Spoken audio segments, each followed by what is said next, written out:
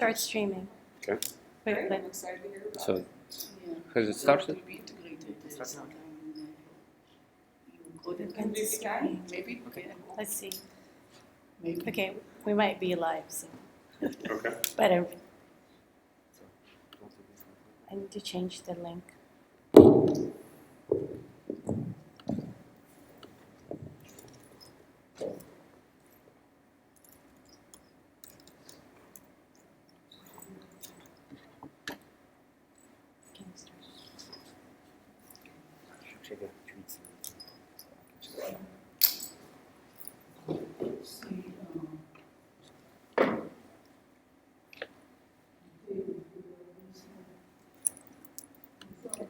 Start.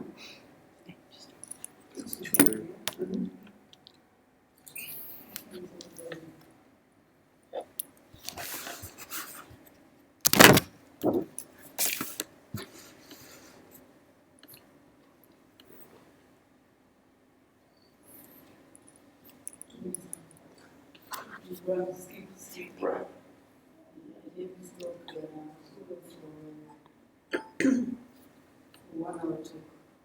Oh yeah. Okay, see it. Share. Yeah, it has quite some delay now again. I need to update the blog. With the link? I had to change the feed. The first one wasn't working. So, but do you have the sound? You want to see if you hear the sound from this? Yeah. 1, 2. Are you hearing the microphone sound or the laptop? I That we don't know yet. can you connect? Can you connect? The encoding channel. Yeah, we could. I'm just gonna update the tech blog. Yon, 1 second.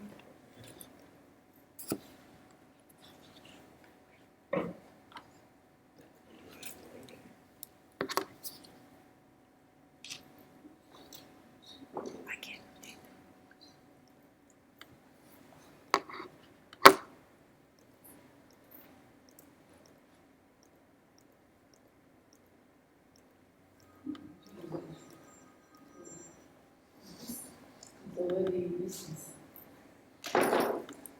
Just gotta use the one, huh?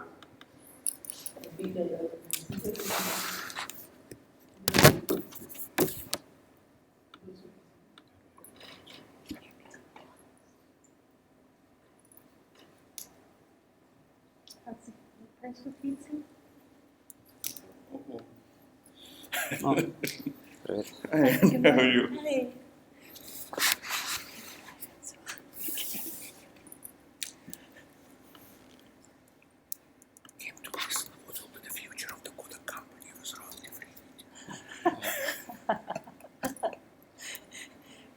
Glad you can make it. You will tell us all. So yeah, so basically we need to check if the sound is coming from here or from over there. So maybe if we talk together then at the same time, then it will be clear who it picks up. All right, so let's. Can you hear something Um, from the microphone? yeah. Do you hear my voice too? That's Live stream audio question. through the microphone, Yeah, through the computer. or through the laptop. Yeah, this 1, 2, Israeli company. 3, 4, 5, 6, Video post processing. Yes. 7, 8. Trying to see if we can hear the microphone, From other parts. through the soundboard, Wonderful. or the computer. 1, 2, 3, 4, 5, 6, 7, 8, 9, 10. Check 1, 2, 3, 4. Checking live stream through the computer or through the microphone.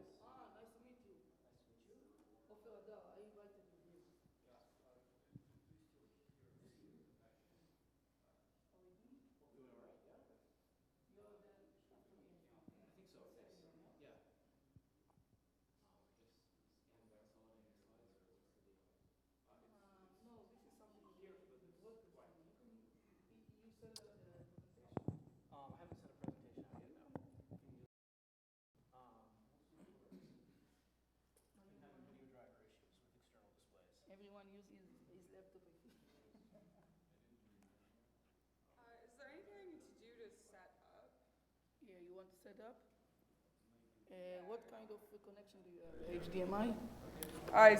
I just got this computer. Yeah, it looks Can like. help you? Yeah, we'll get her set up. Thank you. What do you, display port? I think that's it. So, we'll find a spot for you here. And I'll just present. Will I present from this booth or? Yeah, you'll present in this booth, and then what we'll do is when you come up here, if this blue light is on number 3, you'll just want to hit 3, because that'll switch it to this cord that you're using. Okay. Great. Thank you. Do you want to try it real quick? Just make sure it works. Everything's 20. So I'll give you 15-minute mark so that people can ask questions. It's also like through the transition.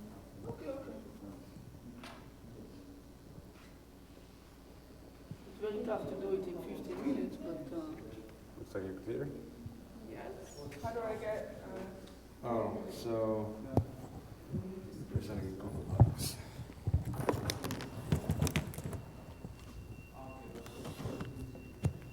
Let's see if we can set it now.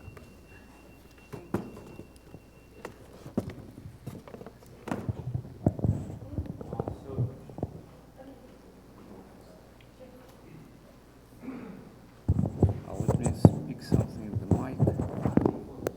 All right, so can you hear now me speaking? I'm just curious if it's a good volume.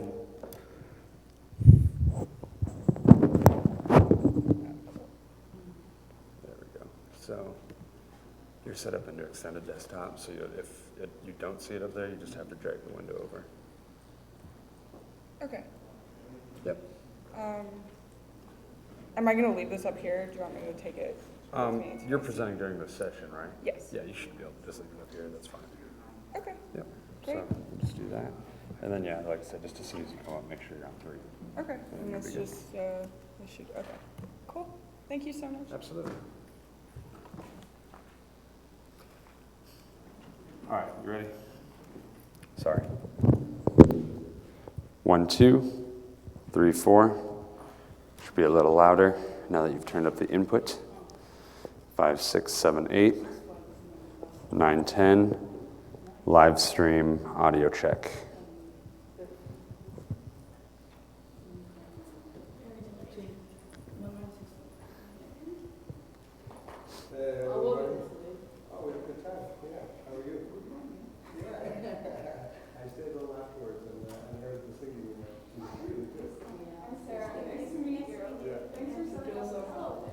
It's fun. That's all right, just talk fast, that's all. Yeah. I'm not sure. I don't know what his conflict Okay, was. what out? But yeah, I'm glad you're here though. I'm excited. That's not, I want to give some video at the beginning. So a little bit later. Everybody excited? Let me get close to the power plug so I can get access. So are we just, everyone can just use their own laptops? So we have 2 set up right now. Okay, and you could help us with the switching. Yeah, so Sarah. basically what it is. I guess we have, And then who else is presenting? in this session? Ofer, and then the next one is, Thank you so much. Everything is working. Yep. Yep. I'm just trying to figure out how to get everyone involved. I actually just graduated undergrad. So I'm very, very new to this. We can see if it works. So I've had probably a few No. as in a hard lock of the machine. Would you like to, we have a laptop available. Would you like to just put it on Yeah, ours? that'd probably be Because easier. that one's already up Yeah, and that running, too. way I know it works. Okay, great. I wonder if I think I have a flash drive. It's also on the web. Oh, I don't think they have these web enabled. Yeah. Oh, I've got a flash drive. I'm sorry, man. No, it's fine.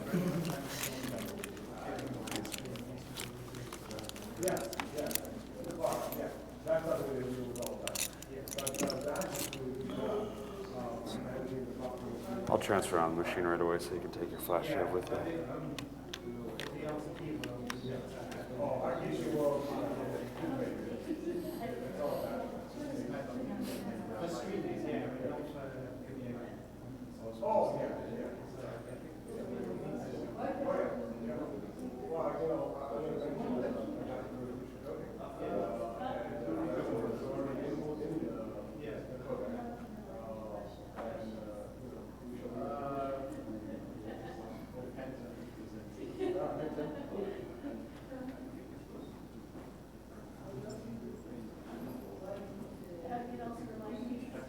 Do you have a USB stick? I don't on me, but you want to put it on our machine? Yeah, I was thinking. Should be dollar.pdf. Yeah, yeah. Well, I can try and do it from my laptop. But No, we should be able to get you going here someday.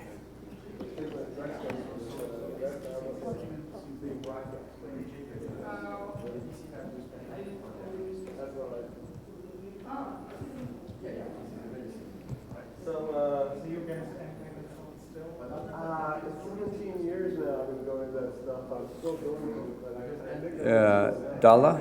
Yeah. Okay. frankly, I think, AgTech was a little bit trouble.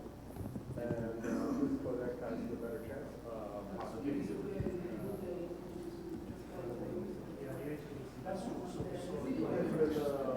It's a car crash. Exactly what it is. And, When you come up, you just want to make sure that the switch is on one. Okay. That's your computer. we helped found the second patent pool.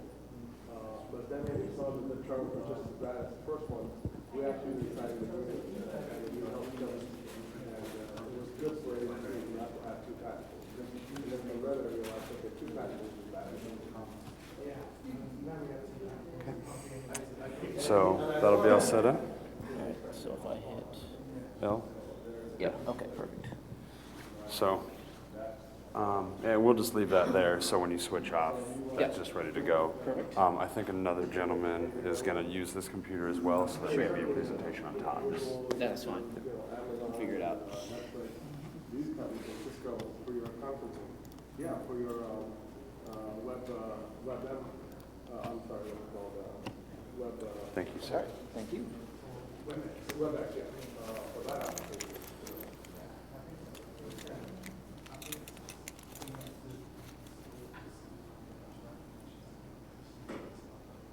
Yeah. Yeah. I mean, you're not aiming for We're close. I got one more presentation. Okay. Yeah.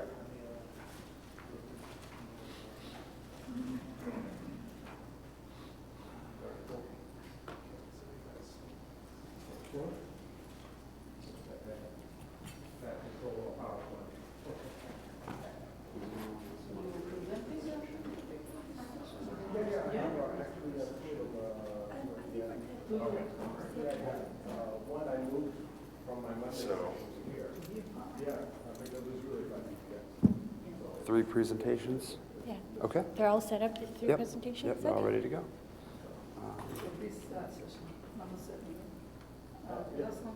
You know, Yep. So Okay. all 3 are ready to We're go. ready. okay. Okay, good. Where is the microphone? I'll start with introduction.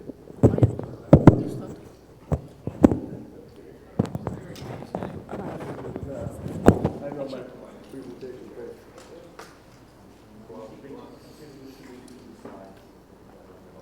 Do you think I could just plug in my power cord? Yeah, absolutely. Paranoid that it's No, gonna die. totally. Thank you.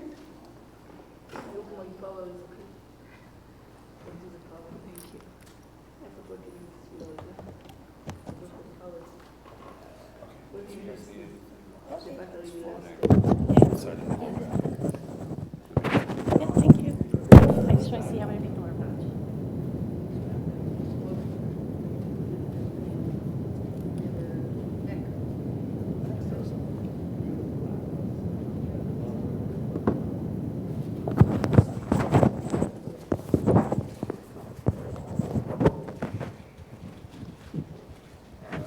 Okay. Hi. Good morning, everyone. I'm Ann Aaron from Netflix, and I'm excited to chair this session on royalty-free video. We're live streaming this on Periscope and YouTube, and right now I think we have about 100 people watching, aside from the people in the room. So for those who are in Periscope, feel free to send me questions or comments, and I can relay it to the speakers. So everyone knows that video content dominates the internet today, and because of that, lots of people in industry and in academia are actively working towards improving video compression performance. This session specifically focuses on the royalty-free video options. We'll have a class of talks which will give high-level overviews of the available video royalty-free options like Tor and Dala and the MPEG IVC or Internet Video Coding. We'll have some more detailed talks on the improvements that people have worked on top of the current options like VP9 or VP10. And finally, we'll have very interesting talks about compression performance comparisons, comparing state-of-the-art codecs to legacy codecs, and including some royalty-free video options. So let's get started. For our first talk, we have Professor Ofer Hadar from Ben-Gurion University to give us a talk on novel interprediction modes for VP10 codecs. Thank you.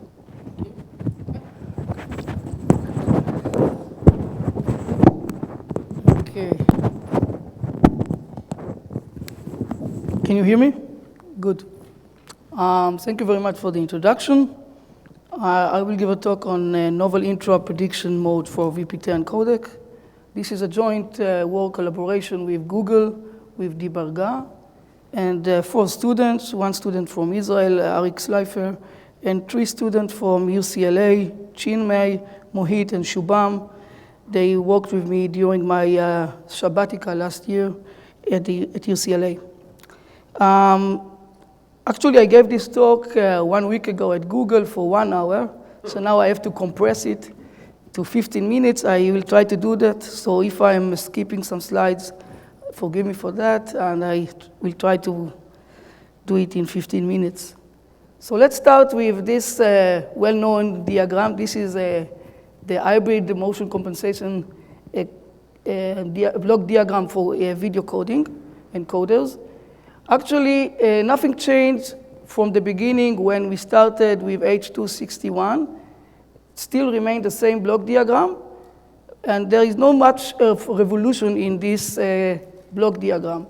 Of course, people are working today to improve some of the blocks here. For example, they are working on more accurate motion estimation. They are working on different transformation besides DCT.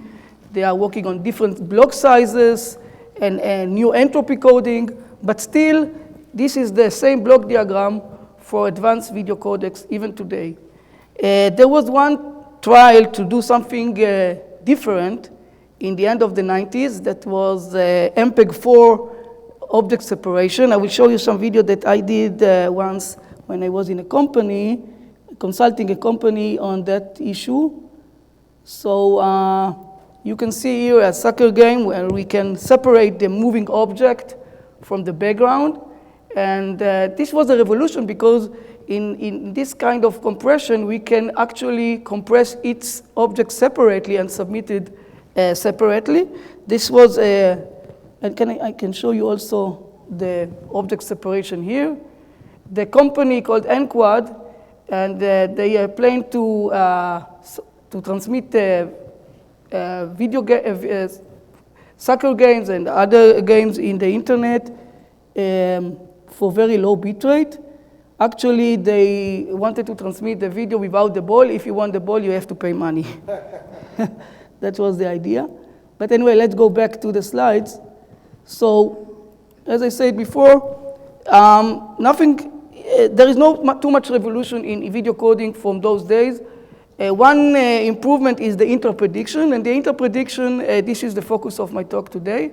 I will not talk too much about rate distortion analysis or comparisons. I just will present 4 algorithms that we suggest to improve the interprediction algorithms. So this is the outline of my talk. I will give some short motivation.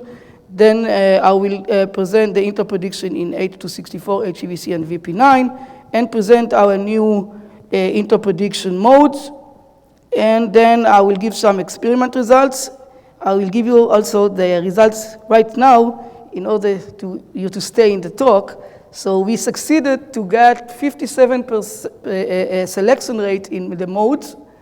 It's very nice results, and also reduction of the prediction error by 26%. So this means that we can further improve the ray distortion performances of the VP9 codec. And then I give some future direction and conclusion.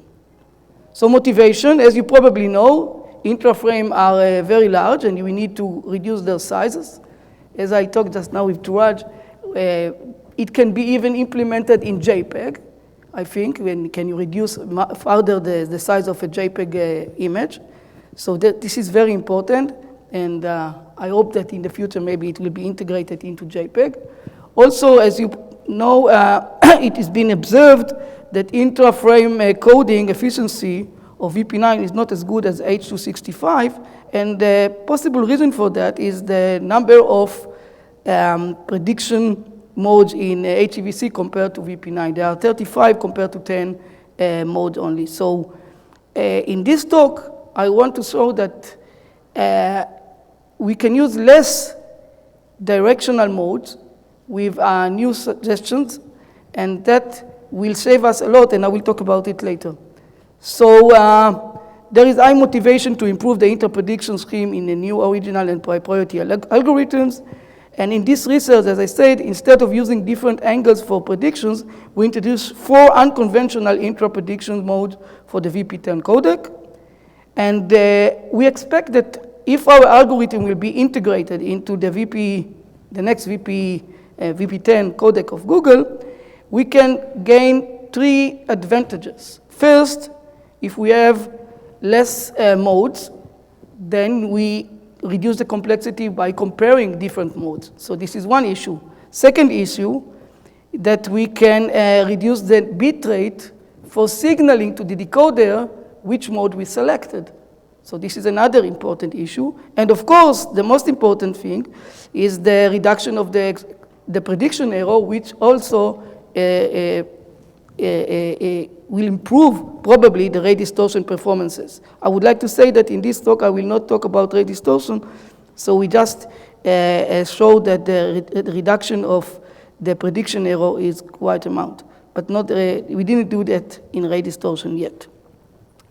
So this is actually what happened in H264. You probably know this diagram. We have 9 prediction modes, including the DC. So each mode actually works with different angles, and we try to use the upper row and the left column in order to predict the 16 pixels in the 4x4 block. So the motivation to work with directional prediction is that there is a high correlation along the edge. So actually what people are trying to do, they are trying to estimate what is the angle of the edge, and in that case, they choose the most closer edge direction to this edge, okay? So that's the reason I think HEVC increases the number of prediction directions into 33 directions, and I believe if they increase it more in H266. So the reason for that, they are trying to find the match between the edge direction in the block and the edge with the edge direction of the prediction. But we think that we can do it in a different way and even better than that. So these are the interprediction in HEVC. As you can see, we have 33 angles here with DC and planar mode. And these are this is the interprediction in VP9 right now. We are using the information of, as you can see, in A, B, C, and D in order to predict the block PU, okay, 4x4 block. So these are the directions that are using in VP9. It's very similar to H264, so there is only 9 modes. And that's the reason, as I said before, that there is some improvement that can be done in order to get better results compared to HEVC in that term. So this is actually the true mode that are using that is used in VP9, and this is a planar mode in HEVC. We also use this mode because it's very efficient mode, and we found out that it is a little bit better than the TM mode, so we compare our method with this planar mode. So let's discuss now the new suggestion that I am going to suggest in this talk. So I have a 4 algorithm. The first one is the interprediction using a system of linear equations, then the weighted Kalik algorithm, then prediction of discrete cosine transform. It's called PRDCT, which is in the DCT domain, and the last algorithm will be the reverse least power of 3 that I will describe also. So let's start with the first one. This algorithm was actually written by Shubham from UCLA. With my advice, I advised him how to do that. So the motivation is the following. If you probably know, in error concealment, sometimes when you have you lose a block, you want to actually to predict this block according to the neighbors. So in the original error concealment, you use 2 rows and 2 columns in order to predict the block. In our case, we have only 1 column and one row. So we build actually the equations according to this information. We have 16 pixels, and we have 9 pixels surrounding these 16 pixels. We know these 9 pixels, and we would like to predict the 16 pixels according to these 9 pixels. So in order to do that, we are building these equations in such a way that we take the average of each pixel surrounding with other pixels, and then we have 16 equations, and by solving these equations, we can get the weights for each pixels. So this is actually the equation. You can see how to solve it. It's very easy. You can do it once in the encoder and even in the decoder, so you don't have to submit any information, extra information, because it doesn't depend on the content, only on the block size. Okay, this is very important to mention. And we found out that this algorithm is very good in terms of selection rate compared to other modes. Okay, and so I mentioned it not depend on the content, only on the block size. So if you want to increase the size to 8 by 8, then you have 17 pixels to use. Of course, the complexity will increase because you need 17 coefficients for each pixel. But you can reduce it by taking maybe only few of them, the most dominant coefficients that can control the prediction. Okay? The second algorithm is based on a well-known algorithm. It's called Kalik, weighted content-based adaptive lossless image codec. And it was done by Ariel Schleifer and Chinmay Lanka from UCLA and Ariel from BGU. And the idea is the following. Actually, this algorithm is used for lossless compression, and we adapted this algorithm to interprediction, but we did some changes on this algorithm. So what does it do, this algorithm? We are trying in this algorithm actually to find the gradient in the horizontal and the vertical direction, and to find what is the edge. We have 3 levels of edge sharpness. Very high edge sharpness, medium, and very low. So for these 3 cases, actually, we have 6 cases because we have the horizontal edge and vertical edge. So if we have 6 cases, very high edge, medium, and low, and according to the strength of the edge, we can do some weighting according to the 4 pixels surrounding the X pixel, A, C, B, and I. Yeah, this is an L-shape pixels surrounding X pixel. So you can see here the weights. I don't have too much detail to get into that, but they have a special, only this kind of equation applied to all images. By the way, when the people use this algorithm compared to other algorithms, they got the best results. Therefore, I think it would be a good idea to continue with this in interprediction. So we took this algorithm and we improved it to our problem. We called it weighted Kalik algorithm. And we are working quite in the same fashion, but in our case, the weights depends, the weights are different for each pixel from the 16 pixel in the block. And the idea is the following. We would like to give more weight when you closer to the upper row or the left column. So we change the weights according to the distance between the current pixel that we would like to predict and the upper row and the left column. So you can see it. By the way, these are the pixels that we are using in our algorithm. These are the all pixels. And you can see how the weights. Right now, we predefine the weights according to this principle that I described, give more weights to pixels that are true pixels, actually the pixels that are in the left column and the upper row. And then we can change this weight according to the location of the pixel in the predicted block. So we did it, and I will not get into too much detail because I have lack of time. But we can see here that this is the original Calic, and we, in our algorithm, use sometimes different neighbors to predict the pixels. You can see, for example, for this pixel, we are using not only 4 pixels, but 5 pixels, because it's in the corner, so we can take advantage of that and take these 5 pixels to predict this one. And sometimes we are using different L-shaped algorithm. For example, in this pixel, because the location is near this column, and this column is the true pixels, because we know these pixels. 2 minutes? Okay, I will do it fast. And then we can improve our codex by using that.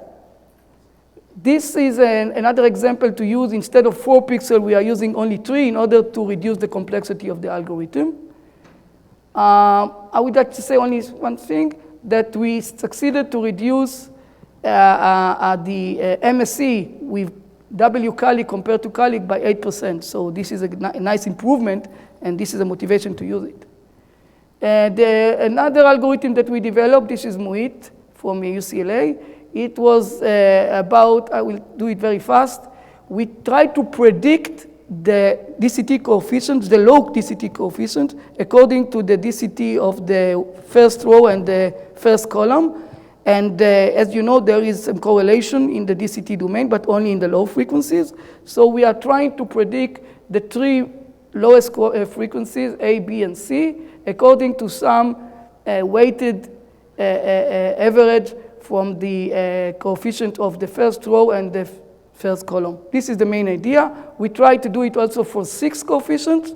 By the way, we find out the 3 coefficient is better, and the reason for that is that the correlation exists in low frequencies, but when you increase the frequencies, then the correlation reduces, so it's better to use only 3 coefficients instead of 6. By the way, all the other coefficients are said to be zeros. So we have to do here also inverse DCT. So the complexity of this algorithm is a little bit much higher than the other algorithms. And the last algorithm is I call it RLPT. It is the reverse least power of 3, where in this algorithm, it's a very simple algorithm. We just take an average according to the distance between the pixels, and we take it in the power of 3. At the beginning, it looks strange because you want to give less weight when you are far away from the location of the row or the column. But in this case, because this is a unique algorithm for such edges, you see, curved edges and not straight edges, then we saw that it gained a lot in such blocks. So, and I will show you the results in a few minutes. Okay, so I will not get into complexity analysis. I will just mention the numbers. For the complexity of the W-Calic algorithm, we have 139 calculation for 4x4 block. And also we have some time shift. So we have to remember this because this is an iterative algorithm. We are basing on prediction that we are done before. So it's like an iterative algorithm, and we have 6 time zones. I will not get into too much details. This is the complexity of ISLE. The second algorithm, 114 calculations, and this is for the prediction DCT, which is much higher, 394, because of the IDCT. And for the last algorithm is only 96 calculation for block. These are some examples of images that we use for our experiments, and these are the results. This is a result of, we have looking on 2 parameters. The one parameter is the selection rate. In this case, we took only the 4 most common modes in VP9, DC, horizontal, vertical, and through mode or planar, okay? And then we use only the planar because we saw the planar is better than the true mode. And you can see here the selection rate of each of these modes. But most interesting to see is how much we improve it. So this is the same 4 modes, but with the Kalik algorithm, weighted Kalik algorithm. And as you can see here, we have very good result in terms of selection rate. The average selection rate was 36.43% with the TM, and with the with the planar, and with the TM it was 44%. Very impressive. And also we can see that the reduction with the MSC was quite impressive for only 1 mode, 10% and 18%. These are the results for the same configuration, but now with ISLE. We can see again that the selection rate was very high, and the reduction with MSC was quite impressive. Actually, I'm presenting the results according to the best algorithm until the least appropriate algorithm. So the first one was, the first one was the W Kalik, then the ISLE. The prediction DCT gave also very good results in terms of selection rate and the reduction of the error. And this is the results for the RLPT. For summary, we can see here the selection rate for all the algorithms that we suggested. And this is the total summary of the results. So if we use all 4 modes of the most common mode in VP9 and our new mode, 4 new modes, we got this result, very impressive result, 57% selection rate of modes of our new modes, and reduction of 26% of the prediction error. I assume this will allow us to reduce also the ray distortion performances. This is a future work that we are planning to do. Something on the future I would like to say. There is in VP10, they plan to do something that they try to predict first the interprediction blocks, the red ones, and the yellow one blocks, and then after to do the interprediction. So in this case, as you can see, we have more information surrounding a block. So we can do even better than I presented before. So we suggest something, and we are going to implement it in the future, something called symmetric Kalik. So we start with 4 corners, and we already got some nice results on that. And it will improve it even for 50% reduction with the MSC compared to the Kalik algorithm. So for conclusion, I presented 4 new interprediction modes, and we tested it for 11 images, but we can test it for more images, of course. When used with traditional mode, the proposed new modes were selected 57% of the cases compared. Also, the MSC was reduced by 26%. Complexity was quite the same as VP9, except the prediction of the DCT algorithm, because we need to do IDCT. And we believe that reduction with the MSC prediction error will be exploited to improve the RD performance of the codec. We intend to use this mode, of course, in the Google Web M project codec in the future, and to implement it into the codec. And we intend also to enhance our mode by using machine learning algorithms and to continue to develop new interprediction modes. Okay, this is conclusion of my talk. Thank you very much. Questions? Any questions? Let's have time for one question. Yeah. Tom. Do I understand correctly that in terms of direction, you just add horizontal, vertical, and Yes.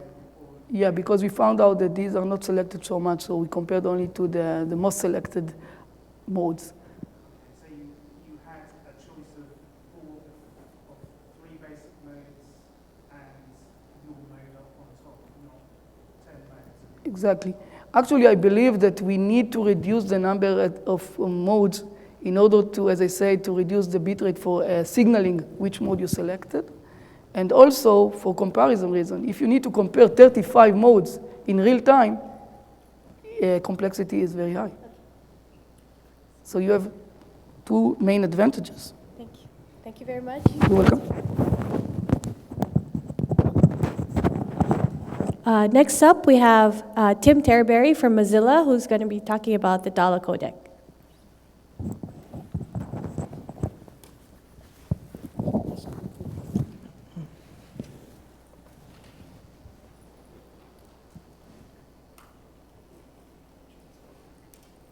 All right, thank you.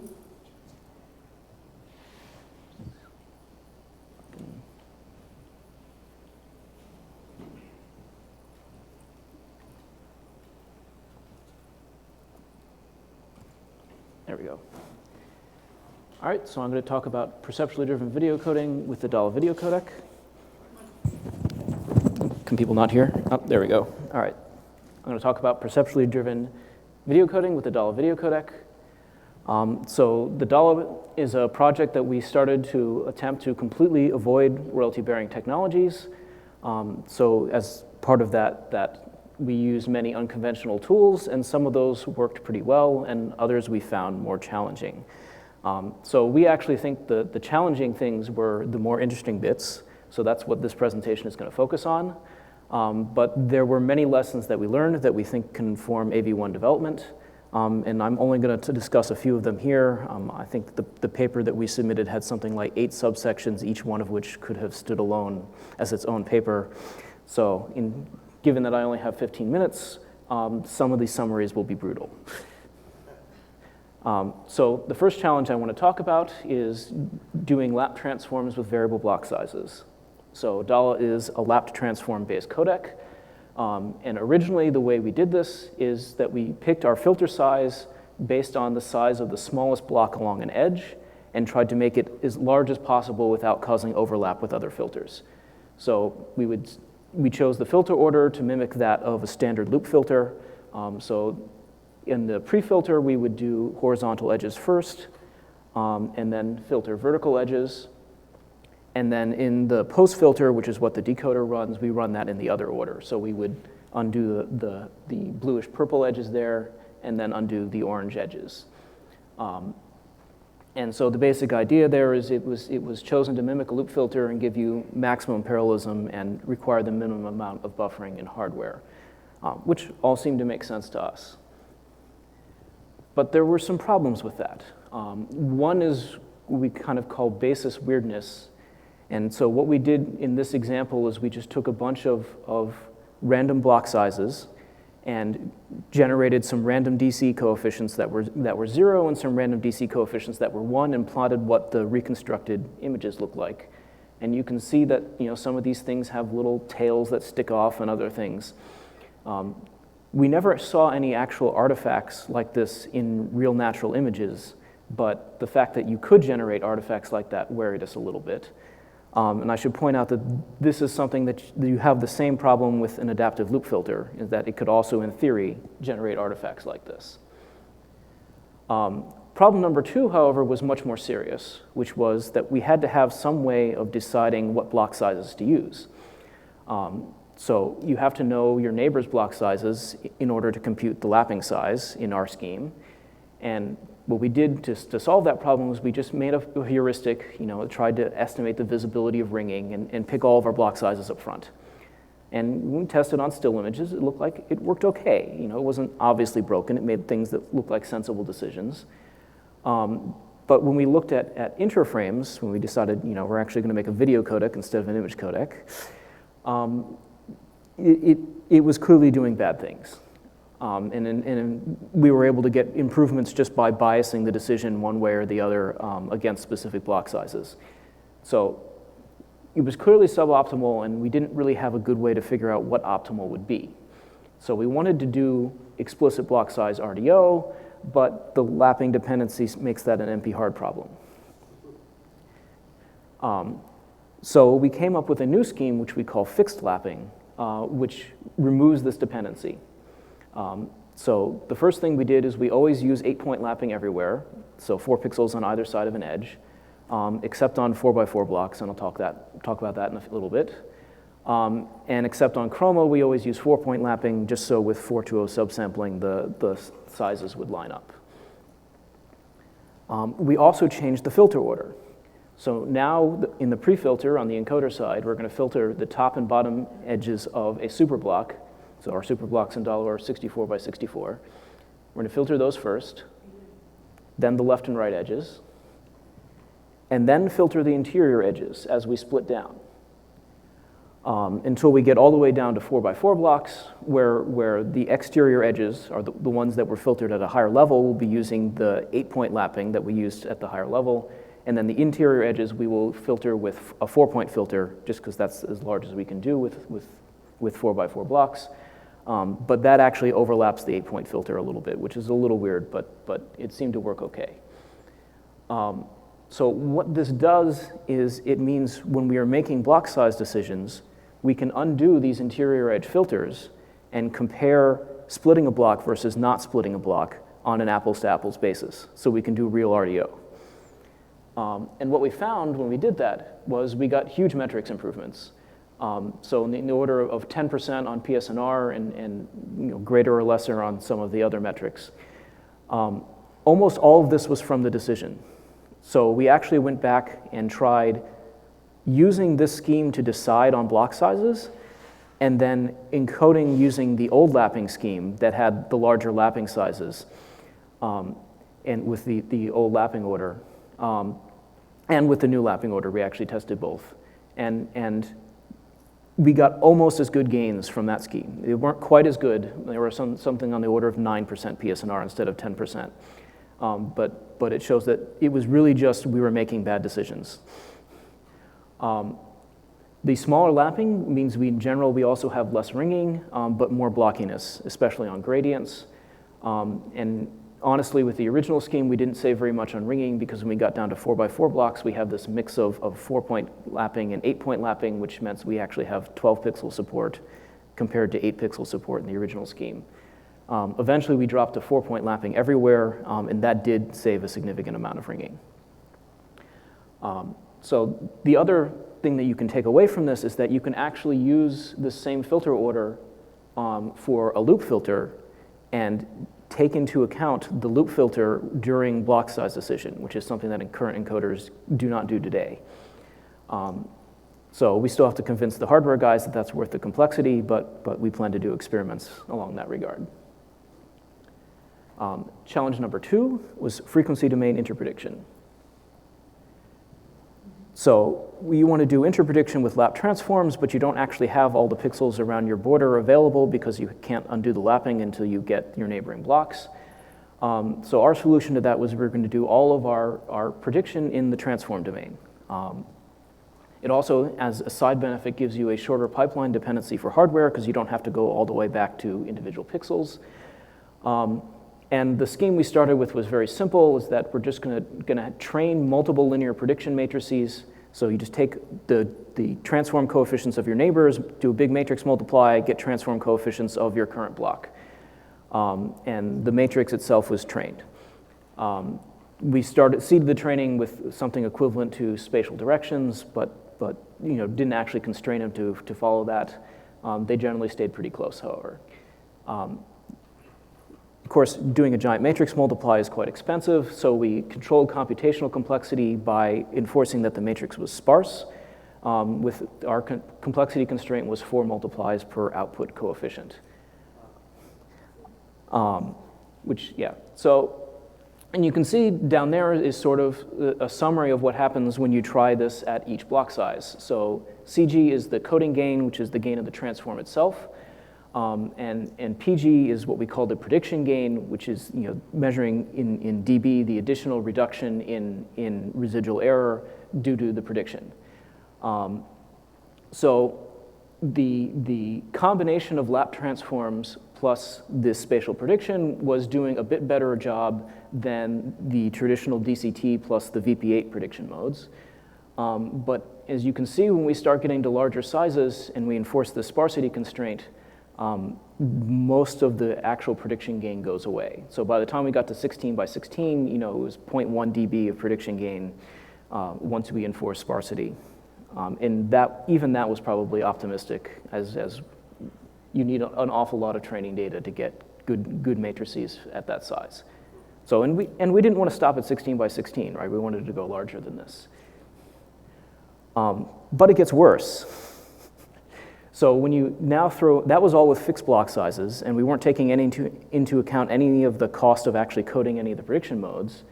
But now if you want to go to variable block sizes, you need to come up with a scheme that actually lets you train modes that work with regardless of what your neighbors use.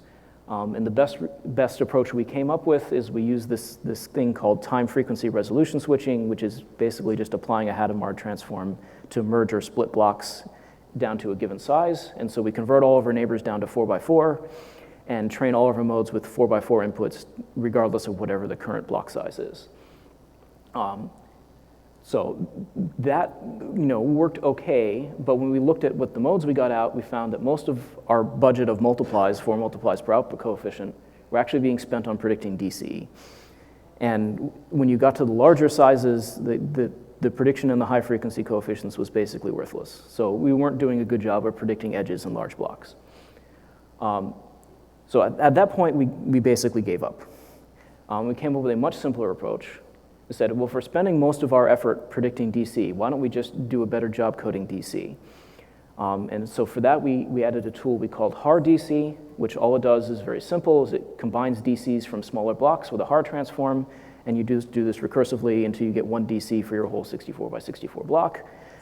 And at each level you do that, you're spreading quantization error over a larger region, so your ability to get good resolution in your DC coefficient increases, and this was hugely effective and required no multiplies. The second thing we did was basically just, you know, to get something that worked kind of okay for horizontal and vertical prediction, which was we used the first row and column of our neighbors' coefficients as the only predictor for AC, and only do that when the block sizes match. So if you have a horizontal or vertical edge and it extends over multiple blocks, then we can predict that very well. And for example, we ran this through a checkerboard image and it saved something like 50% of the bit rate, but on typical natural images, this was saving like 1 to 2%. So it was not, you know, it helps you avoid being embarrassingly bad on really simple content, but otherwise is not terribly useful. But in practice, it worked just about as well as the original frequency domain interprediction, and all of this was much, much simpler. So it's still potentially possible to make frequency domain interprediction work. So one possible approach is to actually not do frequency domain, but do spatial prediction from outside the lapping region. With the original lapping scheme where all the lapping sizes varied and all the boundary where you knew pixels were available was very complicated. Now that we have switched to fixed lapping, that's potentially doable. And there are other people who have reported in the literature good results from that. Another possibility is correcting for biorthogonal basis function scales. So all of our lapping is biorthogonal, which means the basis functions all have different scales. And when we had the original lapping scheme with all these different lapping sizes on different edges, it was really hard to figure out what the basis function magnitude was of any particular block. But with fixed lapping, this is relatively straightforward. So that might have improved performance somewhat. And finally, there may be a way to do smart factorization of the prediction matrices. So, you know, if you can find some better form to put it at, maybe you need fewer multiplies and can keep more of your gains, but that's only going to improve things up to the limit of your non-sparse predictors, which, you know, still drop off very rapidly at larger sizes. So now here are a bunch of things that I didn't talk about that were less challenging, and this is basically the directions that we plan to go for AV1. So one is we have this nice directional deringing filter. So the basic idea is we're trying to approximate a bilateral filter, but do it along detected directions in the image so that, you know, you can dering more aggressively near edges. The result we have is fully SIMDiable. It gives good perceptual improvements. We've already integrated into AV1 and it's giving good improvements there. The next thing we're working on is non-binary arithmetic coding. So all of the arithmetic coding in DALA uses contexts with an alphabet size larger than 2, which essentially gives you a small effective parallelism improvement for entropy coding, which we hope will make the hardware guys happy as they need lower clock rates. So what we actually wind up using for the underlying arithmetic coding engine is still up in the air, so we have one proposal and Google has a different proposal based on RANS, and we'll figure out which one the hardware guys will let us use. The next is this technique called perceptual vector quantization, which has been explained elsewhere, and I would need an entire talk to describe. But it's already showing small gains versus scalar on PSNR in the neighborhood of 1 to 2%. And we expect to start turning on some of the more perceptual features soon and getting much better perceptual improvements. It also enables things like doing chroma prediction from Luma in the frequency domain and other things very easily. And finally, we plan on rewriting the rate control for VP9 and VP10. And there's some discussion of how we plan to do that in the paper. So the overall progress on the DALA project over time, so the squiggly green curve on the far right there is where we were in January of 2014, and the red curve on the far left, the yellow curve on the far left, which is overlapping the red curve, which is H265, is where we ended up in April of this year. So we think we actually managed to do quite well with the tools that we were using. This is on the fast multi-scale SSIM metric. We also compared PSNR HVS, which is a PSNR metric that takes into account the frequency weighting. And there we come out still a bit worse than the H265. So depending on which metric you believe more, the reality is probably somewhere in between. So given the relative immaturity of most of these technologies, we were actually really pleased with these results. But are there any questions?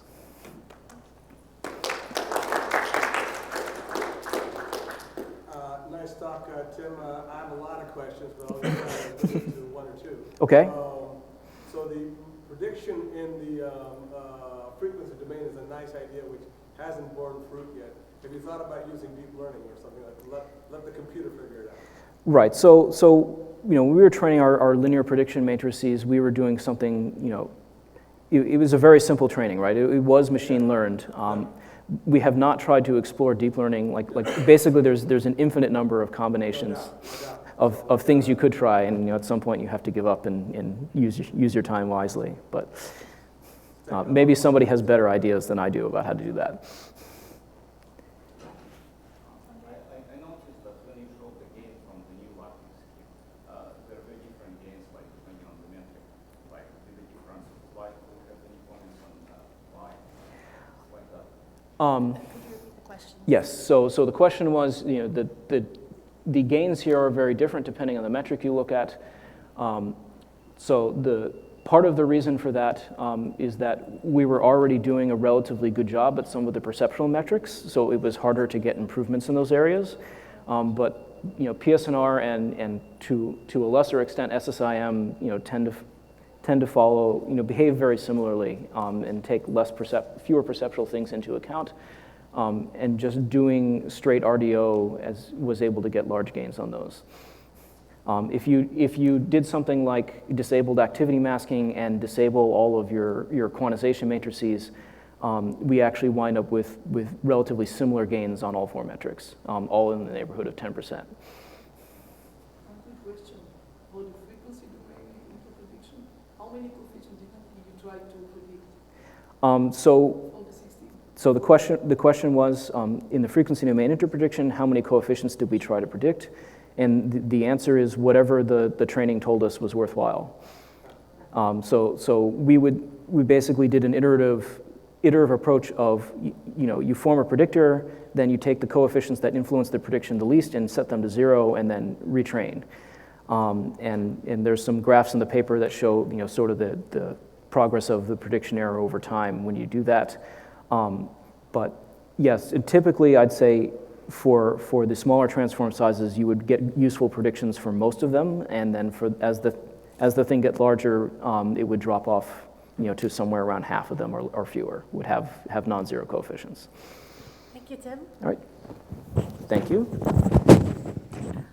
So up next, we have a talk by Jan de Kock from Netflix on a large-scale comparison of X264, X265, and libVPX.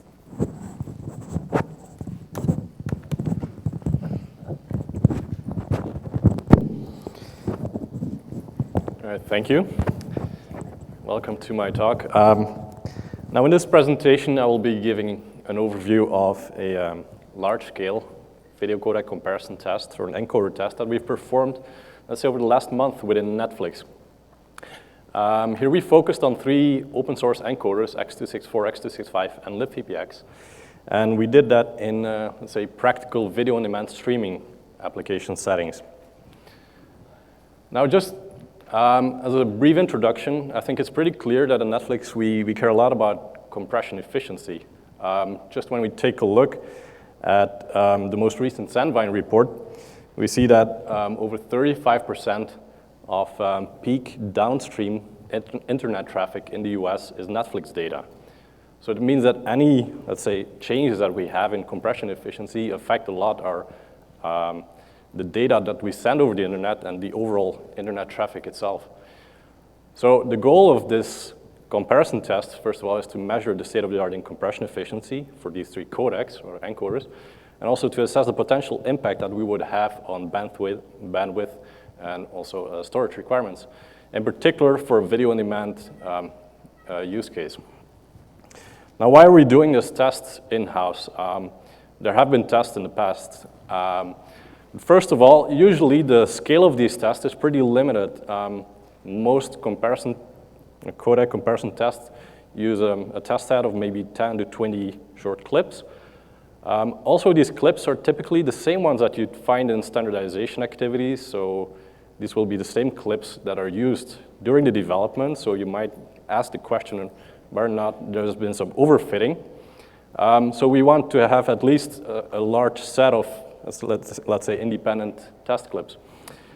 Secondly, a lot of these comparisons are using reference software. Reference software is very useful, but in practice, we'd probably be using different encoders. And also, the configurations that are used do not necessarily correspond to the settings that we'd use in a video-on-demand streaming application. So that's why what this test describes is a large-scale test set of, well, 5,000 clips, as I will detail later, that are taken from our actual catalog. Sorry about that. Secondly, we'll be using practical encoders, so the 3 codecs listed before, X264, X265, and libVPX. And thirdly, we'll be using video-on-demand configurations that can be used in our setting, which is encode once, but decode possibly millions of times. So the settings that we use here are pretty much not the ones you'll be finding in a live stream scenario, so I would not recommend them for the live stream that we've set up today. Now, just the 3 encoders that we've used, so why did we select these 3 ones? Now, the 3, so when we look at compression efficiency, 3 codecs immediately come to mind, H.264 AVC, which has been around for more than 10 years now. It has a very widespread usage and device support. And also there's an open source encoder, which is widely used, X264, so we'll be using that one. Now, HEVC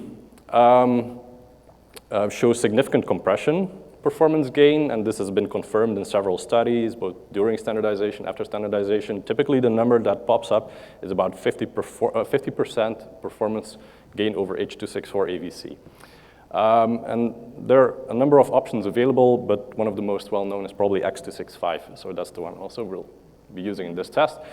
And then for VP9, VP9 has shown a bit contradictory results. There have been studies which showed significant savings over AVC. Other studies, on the other hand, showed, for example, inferior performance even over X264. So this is at least intriguing. So we wanted to get to the bottom of this and, let's say, take a look at how VP9 and certainly the most recent version of libVPX is performing at this moment. So these are the 3 studies that, the 3 codecs that we've used in this study. Now, let's take a couple of minutes to look at the test methodology. First of all, the test content. So as I said, very often only a small test set is used. Now in this test, we wanted to, let's say, use as large as a test set as possible on a, let's say, a short time frame. But what we did is we used 500 different titles. So we call titles, well, this could be full-length movies or actual episodes from shows, some of the popular shows that we're streaming, House of Cards, Orange is the New Black, Stranger Things, and so on. So we started from these titles, and from each of them, from each of these 500, we selected 10 randomly picked clips, 12 seconds each. So we're also using short clips, but in total, we use 5,000 actual clips in this test. The source material was always either 1080p or 4K. And we made sure to include different genres, so different types of shows. And also, we wanted to make sure that we included animation titles. I mean, there are a lot of kids watching, probably not this live stream, but in general, Netflix. A lot of kids' content is being streamed, so a lot of animation, but even also, we have shows like BoJack Horseman, less suitable for kids probably, BoJack Horseman, anime content, and so on. In any case, this had to be part of the test that we set up here. In the paper, we demonstrate also the widespread of spatial and temporal information in this clip, so we wanted to have a lot of, clips with a lot of motion, also low motion, a lot of textural complexity, also easy sequences, so we wanted to have a nice spread of, let's say, that's representative for the overall catalog that we have at Netflix. Now, in total, the test set comprised about 1.5 million frames. So, as an example of, let's say, the scale of this test. I will briefly discuss the codec settings or the encoder settings that we've used. Now, more details can be found in the paper. Feel free to ask me questions also later. But what we did is, so we selected pretty high quality settings. So, as I said, for this use case, we just have to encode once, and the streams might be decoded millions of times. So that means we can afford very high complexity settings, which are, I mean, way slower than real time. Also, in a practical setting, we'll be using VBR settings, and we're interested mainly in a two-pass rate control setting. So all the streams in this test have been created using two-pass rate control for each of the 3 encoders. Also, we're adaptively streaming these shows, so we have to have random access points, and in this case, we have 12-second clips, and we're inserting keyframes every 4 seconds. The output resolutions, in this case, we limit ourselves to 3 output resolutions, 360p, 720p, and Full HD 1080p. And also, to avoid any possible implications of multi-threading, we disabled all multi-threading, so we encoded single-threaded, we used single slice, single tile, and for x265 also we disabled wavefront parallel processing. Now, very briefly in this table, you see that for x264, x265, we started off from the placebo setting. We made some changes, we made some settings more complex, some less complex, but we believe we came to a point where you see really diminishing returns, but that we're pretty close to what we can achieve with these encoders. And for libVPX, we also selected the best setting, which is the slowest setting, which should give us the highest rate distortion performance. And then, well, we had a lot of discussions about how to actually configure, I mean, beyond these typical, I mean, the settings, there are settings that you say, okay, these will give us the best performance, but then you have settings that, well, you can choose either, okay, some people said, okay, most of these comparison tests will tune for PSNR, so in standardization also, what is measured is typically BD rates based on PSNR. So we had a lot of this discussion, should we tune for PSNR, should we aim for visual quality, because in practice, we will not be streaming PSNR tuned sequences, but we'll be streaming titles or shows that have been optimized for visual quality. So in the end, we said, okay, let's do both. So we have 2 configurations for each of the encodes that we did. First one is traditional rate distortion performance, let's say, aiming for highest PSNR. So we use the general codec settings from the previous slide, and on top of that, we're tuning for PSNR. So this also means that we disabled any settings that could harm PSNR, such as adaptive quantization, psychovisual settings, and so on. And then the second one is where we use practical settings aiming for the highest, let's say, perceptual quality. That's again using the general codec settings from the previous slide, but in this case we are enabling adaptive quantization and the psychovisual optimization features that these encoders offer. When it comes to bitrate selection, just I'll briefly go over the procedure that we followed. So as I said, we're using a two-pass rate control setting where we give the bitrate, the desired bitrate as an input. But we want to make sure that we're working in a content adaptive way. So we have a huge range of test clips. So all these 5,000 test clips, they have different characteristics. So just feeding a limited set or a particular set of bitrates would not work. That's why we're using a first pass. Actually, we're performing a temporary first pass where we use certain QP values or CRF values for X264 and X265. We're encoding with this first pass, measuring the output bitrate of that, and then we take that bitrate and use it for the actual two-pass rate-controlled encode. So these final encodes use the information created by this first pass. So that's how we came up with this content-adaptive three-pass encoding procedure. Now, we wanted to measure a broad range, going from very high quality, pretty high quality, QP of 15 in X264 and X265, all the way down to 43, pretty low quality. So we span a whole, a large quality range. And for libVPX, we also try to match this. Of course, this match will not be perfect, but we try to span the same quality range by setting the QP ranging from 14 all the way to the maximum value of 63. Now, if you then look at all the information from this slide and the previous slide, again, you get an impression of the number of encodes that we had. So in total, combining all the configurations and all the settings, we end up with 720,000 encodes in this test. And the total number of encoded frames is more than 200 million. And the reason why we could perform this in such a, let's say, short time span is thanks to the spot market that our workflow team has set up. So this gave us the chance to run this in a very short time frame. Now, of course, we want to measure the quality of all these encodes at scale. Of course, we are very much interested in perceptual quality, but we also have to find a way to measure this quality at a large scale, so for all of these 720,000 encodes. So what we did is we took several quality metrics. PSNR is, of course, a well-known one, but we also used the VMAF metric that was recently introduced. We also used SSIM and the multi-scale version of SSIM, and also the visual information fidelity criterion. So we used 6 different metrics that we applied and that we used to measure the quality of each of these encodes. So this gives us different angles to look at the quality and to examine the streams in more detail.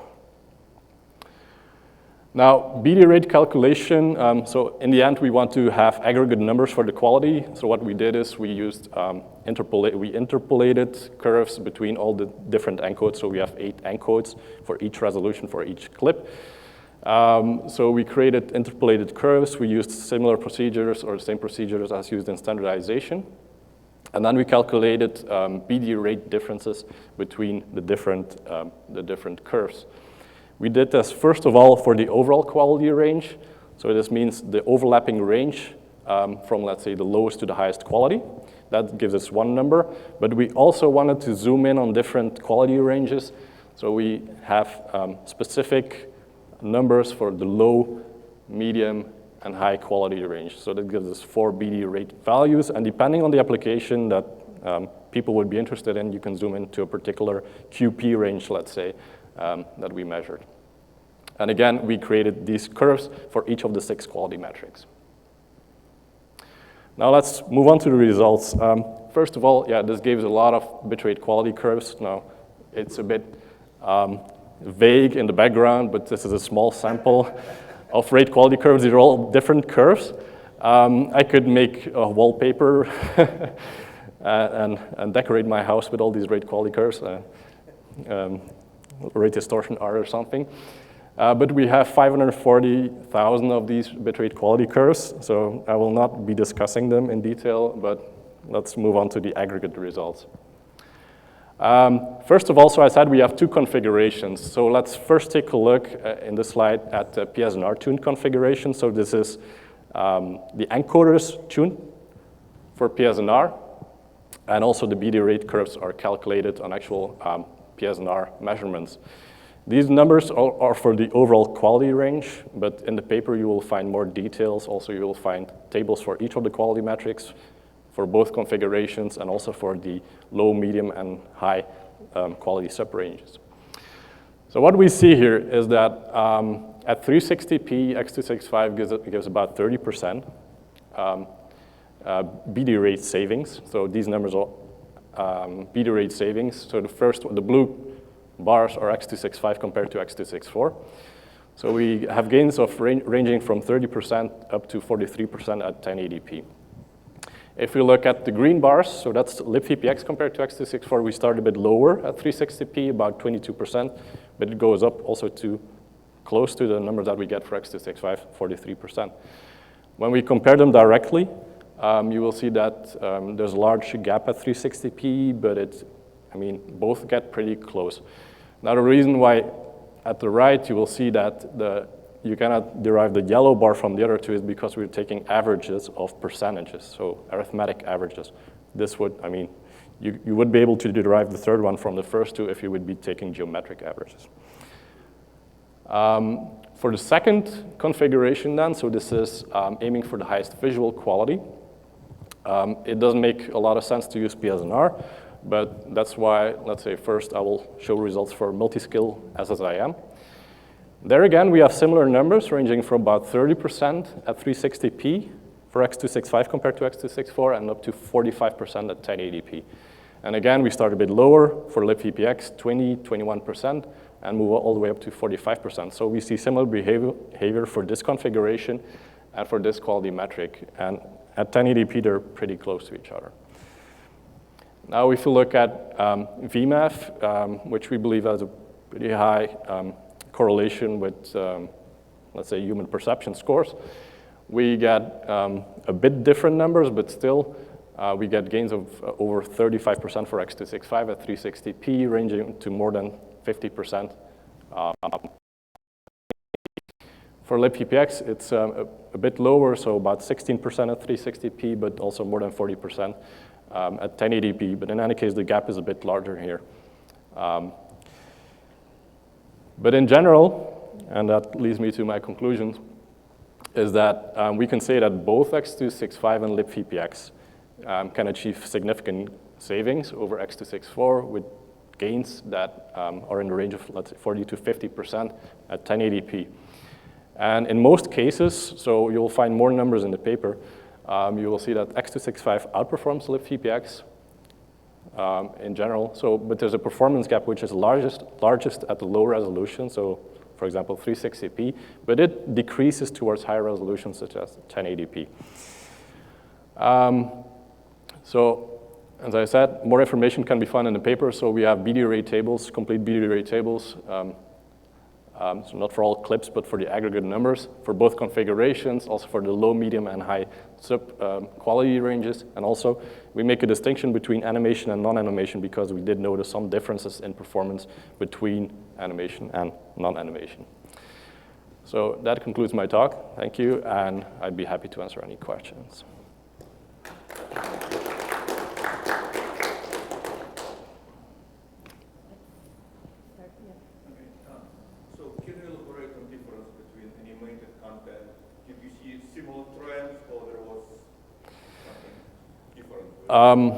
We did notice that for libVPX, the gains for animation were a bit smaller. So there was a bigger difference for libVPX than for X265 in the sense that libVPX gives smaller gains for animation with these settings than for non-animation. So for non-animation, the gains will be a bit larger than this, and yeah, that's a summary.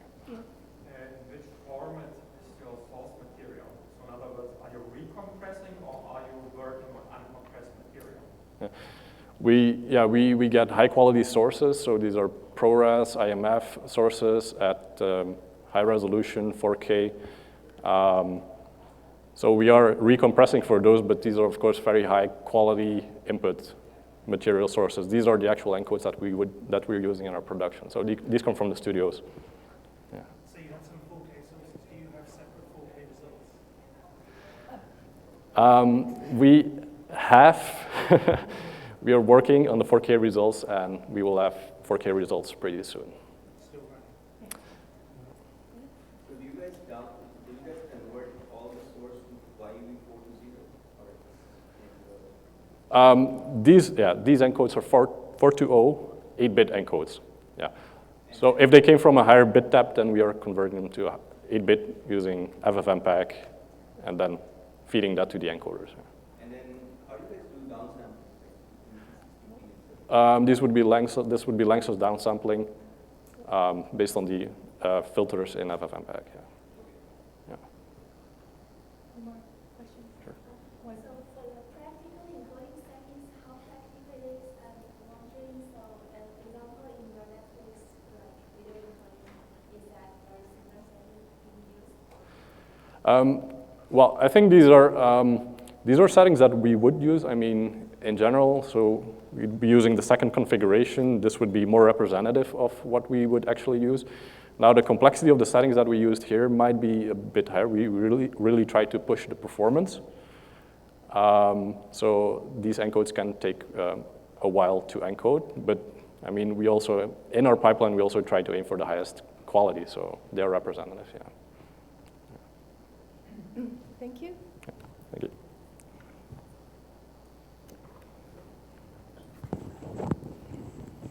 Yes.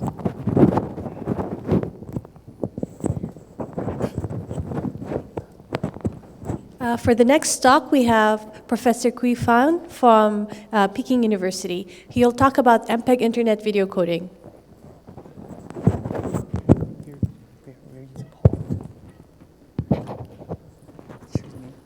Excuse me, where is the part? This one? Yeah, which is?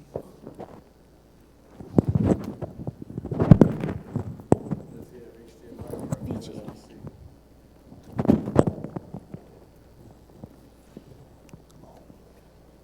Very tight. This one? HDMI.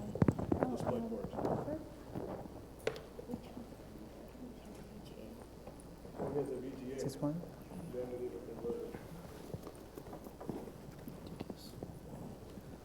Oh, that's not going to work there, right? Oh, yeah.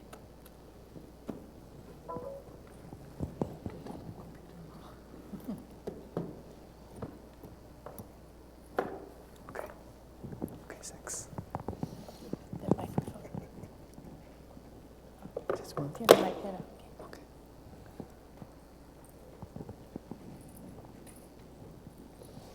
Okay, good morning, everyone. And because Professor Rungang Wang can't be here, so I'm very honored to replace him to do this presentation. And today, my topic is the performance evaluation of MPEG Internet video coding. And today, I have 4 parts to share. And firstly, I want to introduce the IVC standard. And in order to address the diversified needs of Internet video, MPEG issued a call for proposal for Internet video coding in July 2011. The coding tools of IVC mainly come from the expired patents or papers or new invented tools by the proponents who would like to contribute it as Type 1. And contributors of IVC include several universities, including Peking University, Tsinghua University, and so on. And secondly, I would like to introduce the coding tools in IVC briefly. The architecture of IVC is the traditional hybrid transform and motion compensation architecture. And in IVC, variable partitions are used for prediction. For interprediction, there are 4 types of partitions, including 16 by 16, 16 by 8, 8 by 16, and 8 by 8. And for interprediction, there are 3 sizes supported. including 16, 8, and 4. And in IVC, adaptive transform size is adopted and coupled with prediction block size. For intro blocks, the 4x4, 8x8, and 16x16 integer transforms are used for 4x4, 8x8, and 16x16 intro prediction blocks. And for inter blocks, 16x16 transform is applied for 16x16 block, and 8x8 transform is applied for other partitions. And with respect to intro prediction, and five intro prediction modes will be checked for each Luma block, and 4 intro prediction modes will be checked for each chroma block to select the best intro mode for intro prediction. And for interprediction, 5 interprediction modes, including skip mode, forward prediction, backward prediction, and the multiple hypothesis and the symmetrical prediction are supported. And this table shows the available interprediction modes for each type of partition.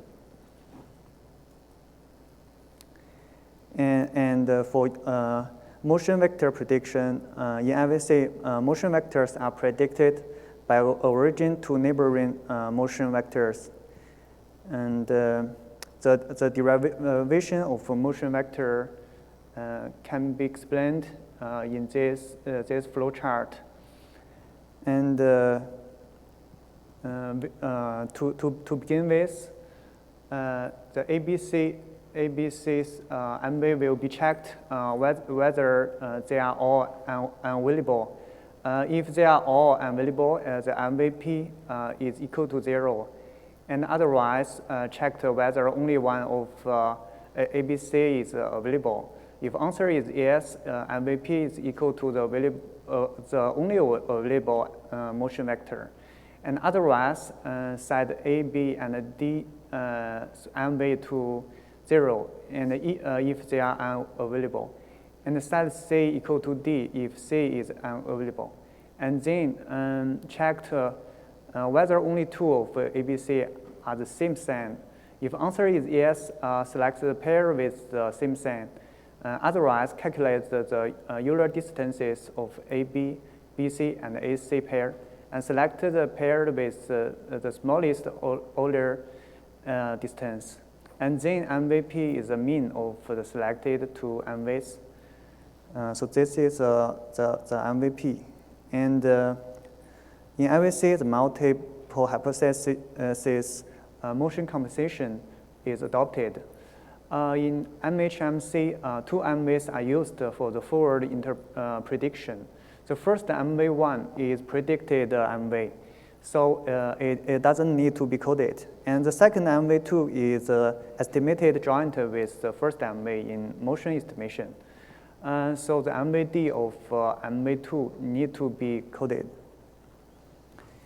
And for sub-pixel motion compensation, for Luma block, quarter pixel motion vector is used, and 3 resolution-dependent interpolation filters are applied.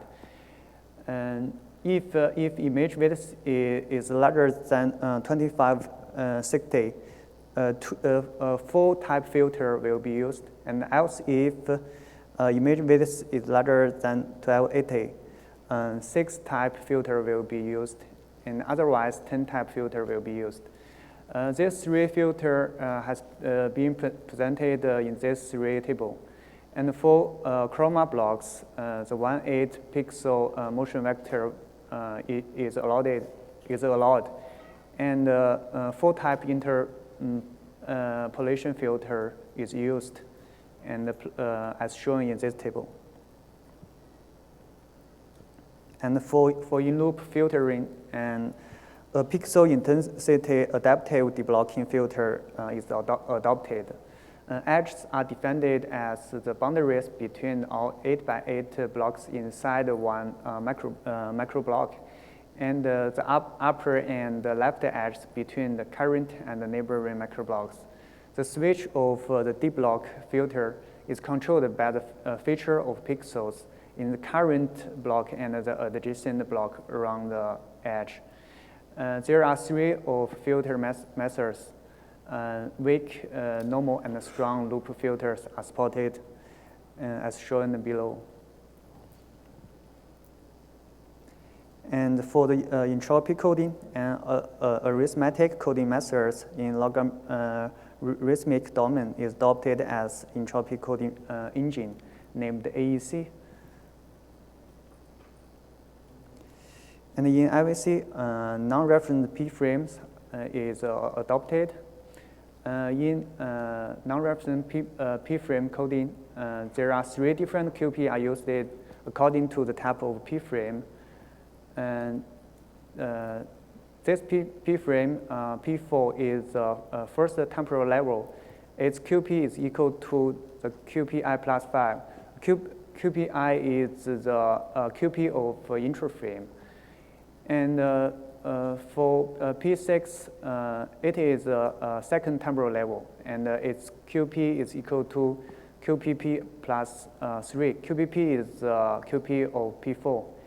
And for P5 and P7, as the second temporal level, its QP, their QP is equal to QPP plus 7. And correspondingly, in RDO, different lambdas are used in for different constraints and in different frame types.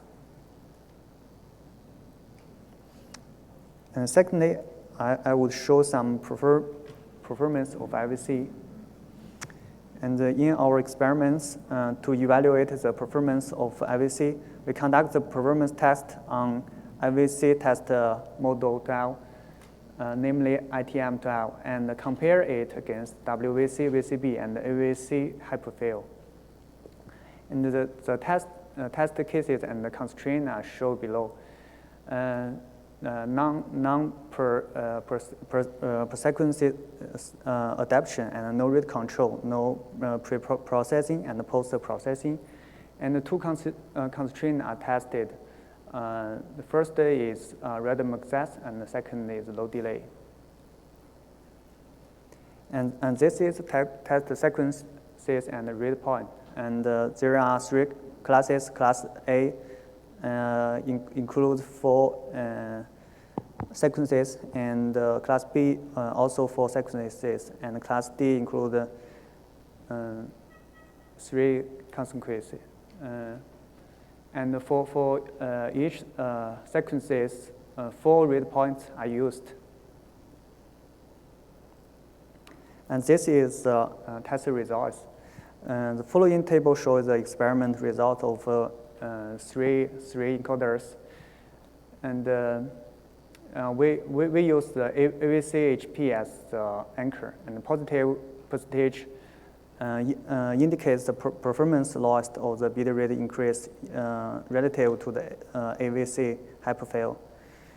And it can be seen in random access configuration. IVC clearly outperform WVC and VCB in terms of bit rate by 22.5 and 24% on average, and is inferior to AVC hyperfill by 11.6. And the same case can be observed in low delay constraint, and IVC outperform WVC and also outperform VCB. But IVC is fall behind AVC HP by 6.5. And we also compared IVC with WVC and VCB directly.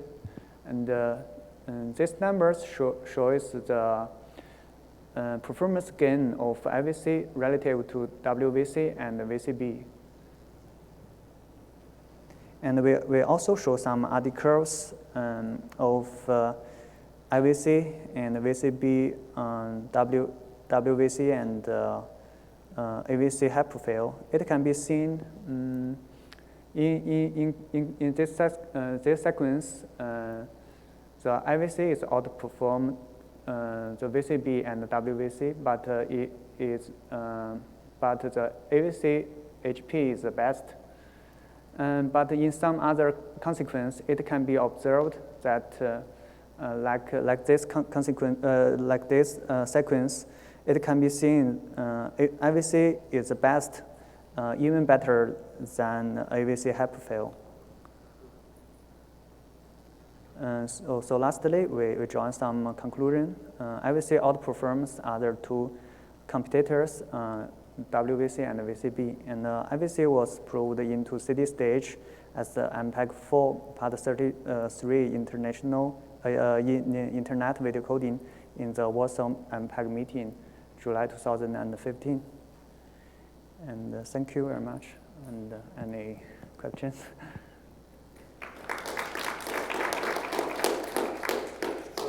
Nice talk. A lot of questions, but I'll just ask one or two. There's currently you don't have a B-frame mode in IVC, is that correct? What? You don't have bi-predictive frames. Yes. That's correct. Yes. Correct, yeah. Yes. Now, in ABC high profile, did you enable or disable B-frames then? They have bi so direction. They have the bi-predictive. Yes. And then even then, you're competitive. Okay. Yes. That's certainly a nice achievement to get that without B-frames. Any more questions from the floor? I could do one follow-up question. So you said the status was CD stage in Warsaw. So what's the current status? Maybe next in the next meeting it will be the FDS stage. Next meeting. Thank you. Okay. Thank you.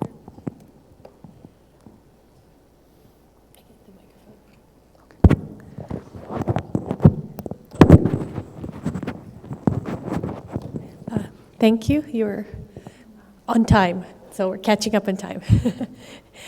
For the next speaker, we have Thomas Davis from Cisco Systems, who's going to talk about a high-level overview too of the Thor codec.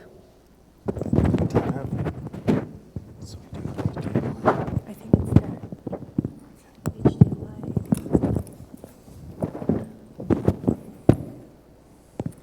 This is HDMI? Yeah.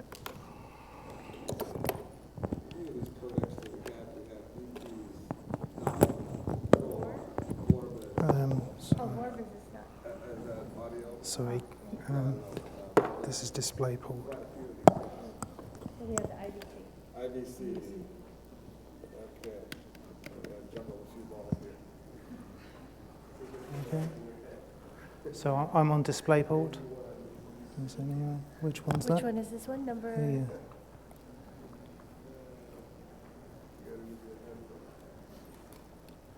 Oh, there we go. Oh. There we go.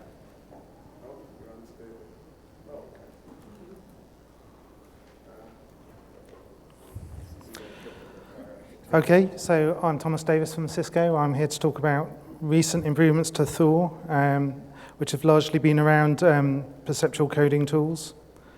So a little bit about the Thor codec. I don't have time to give a full overview of the codec, but it was open sourced a year ago. It was developed in-house before that within Cisco.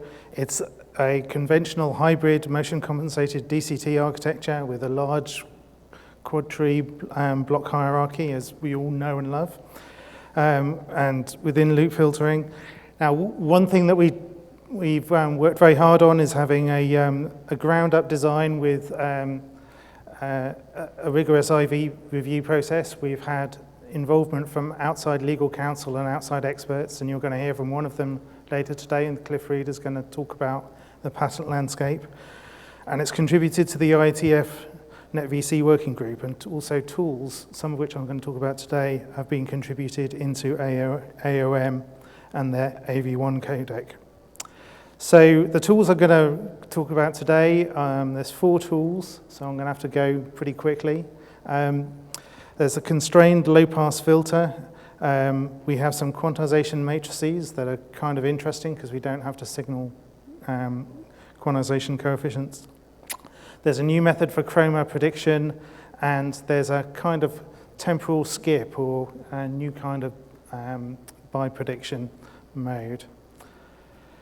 Now, these first two, the constrained low-pass filter and the quantization matrices, are already experiments within AOM, and we hope to investigate the other areas as well. We're kind of using Thor as a test bed for ideas at the moment within the Alliance, because we know it very well. We can prototype things very rapidly, and then we can move things across into AV1. So I'll go straight in and talk about the constrained low-pass filter. And one of the characteristics of this is really its extreme simplicity for pretty good subjective results. So we start out with a filter kernel that looks like this. We have 6 pixels around the current pixel, which is marked X. And then what we do is we take a low-pass filter of those neighboring filters with that kernel, and we clip the values. So we ignore essentially extreme values. So we have a clip values S and G. In practice, those are the same actually. So we're clipping those off largely to get something that is nearer to a kind of median filter or rank order filter without having to go through any actual ordering. It just removes extreme values from the contribution. And the filter taps are just this, so they're very simple. We can do a multiplication-free implementation. From a hardware point of view, this is essentially trivial. From a software point of view, it has very little increase in complexity. And what we then do is we have various ways of configuring this filter on a frame basis. So for a start, we do no filtering if there's no residual. And that's because you have filtering coming in. You don't want to over-filter because you have filtering on the prediction that you're using. And then we can set the filtering block size on each frame for anywhere from 8 by 8 to 64 by 64. And we signal for each of those filter blocks whether we apply the filter or not. Now, one interesting thing is on the encoder side is we can do all the RDO for all the possible block sizes all at once in one pass. So the encoder is very fast as well. So here's an example. For those of you in the cheap seats, you are going to have struggle to see this. But for those of you who've paid more and are sitting up front, this is without filtering. And then if we apply strength 2, then you can see that it knocks off some of the ringing around those edges, and strength 4 is a little bit better, takes down some more. So it's always ambitious showing actual pictures in a real, on a display like this, in a scenario like this. But it gives some pretty good subjective results for very, very low complexity. So on the AV1 side, we also have the de-ringing filter from Dahler, and in Tim's paper you can see the combination of this CLPF and the Dahler de-ringing. So this gives around about 2/3 of the gains that the de-ringing filter does, but for negligible complexity. So hopefully there'll be some way of combining this kind of thing and getting even bigger gains for reasonable complexity too. So yeah, the sort of gains that we're getting in PSNR terms are around 2% for the low delay case, or 1.5% for the high delay. That means with frame reordering and B frames. The lower number is simply because there's so much more skip when you have high delay and you have B frames, so we're just applying it less. But with all these things, the actual perceptual improvements are much larger because they're localized in small areas of the picture. You know, as a general rule of thumb, if you're doing things in the pixel domain, then they have bigger perceptual significance than in the transform domain. So the next tool is chroma prediction, and this is something that people have noticed, many times, that there's a linear relationship between chroma and luma very often. and that matrixing is that we do conventionally to produce Y, U, and V is only approximately decorrelating. So there's residual correlation that we can use. Now, people have looked at relationships between chroma and luma and intra particularly, but what this tool does that we've developed here is allows us to exploit relationships for inter as well between chroma and luma. And the way it works like this is you get your existing prediction made, then as a first step you do a linear regression between the existing luma and chroma predictions. So you look at what you're getting from your previous frame or from your neighboring pixels and see how good a correlation is there. And then you get your correlation coefficients, and you also look at the size of the luma error residual. Then if there is a high correlation between luma and chroma, and the error is also not too small, which would suggest that you would quantize away the difference anyway, then you can replace the old chroma prediction with the scaled and offset luma prediction. So that means that you will replace the existing chroma prediction with one you've got from the luma if these two conditions apply, if you have high correlation and if there is sufficient error to make it worthwhile. So again, sticking my neck out and showing you actual pictures. This is from Parkjoy, I think it is. So this is the original U component. And that's the chroma prediction that you would have before. And this is the enhanced chroma prediction, the enhanced U prediction that we get by applying this process of rescaling the luma. And you can see that we get about half the detail back that there was in the original U. So if I go from there to there, so there's quite an improvement in chroma detail. So in BDR terms, on most ordinary content, you don't get much. You get a fraction of a percent. But for things like screen content applications, you get sometimes some very large gains. So on 444 material in particular, seeing like 20% on CAD waveform. So in certain cases, you can get very large gains from this tool, even if on ordinary video it doesn't have too much impact. So that's quite a useful screen content tool, I think. So the next thing that I wanted to talk about is something called temporal skip. So this is a tool that in Thor at the moment, there's already an interpolated reference frame tool. So we can take two frames and we can produce a new reference frame. We can two reference frames and produce a new reference frame that is co-located in time with the current frame we're coding. And we just use that as another reference frame. And we do that with decoder-side motion estimation. Now that's quite expensive. We get large gains from it, but it adds about 20% to decoder costs. And there's also a latency impact on hardware. So that's not, the hardware guys are not too fond of that. But so what we've developed is a simplified way of exploiting additional temporal redundancy. This is this temporal skip. So I'll go through how the process works. It works to generate additional by prediction skip candidates. So if you're coding a P frame at time t0 that references a frame at time t1, then in an intervening frame at the co-located block, you can generate a new biped skip candidate by scaling that motion vector appropriately to the two reference frames. So this is then producing a bank of skip candidates for the next frame to be coded, which is in the middle there.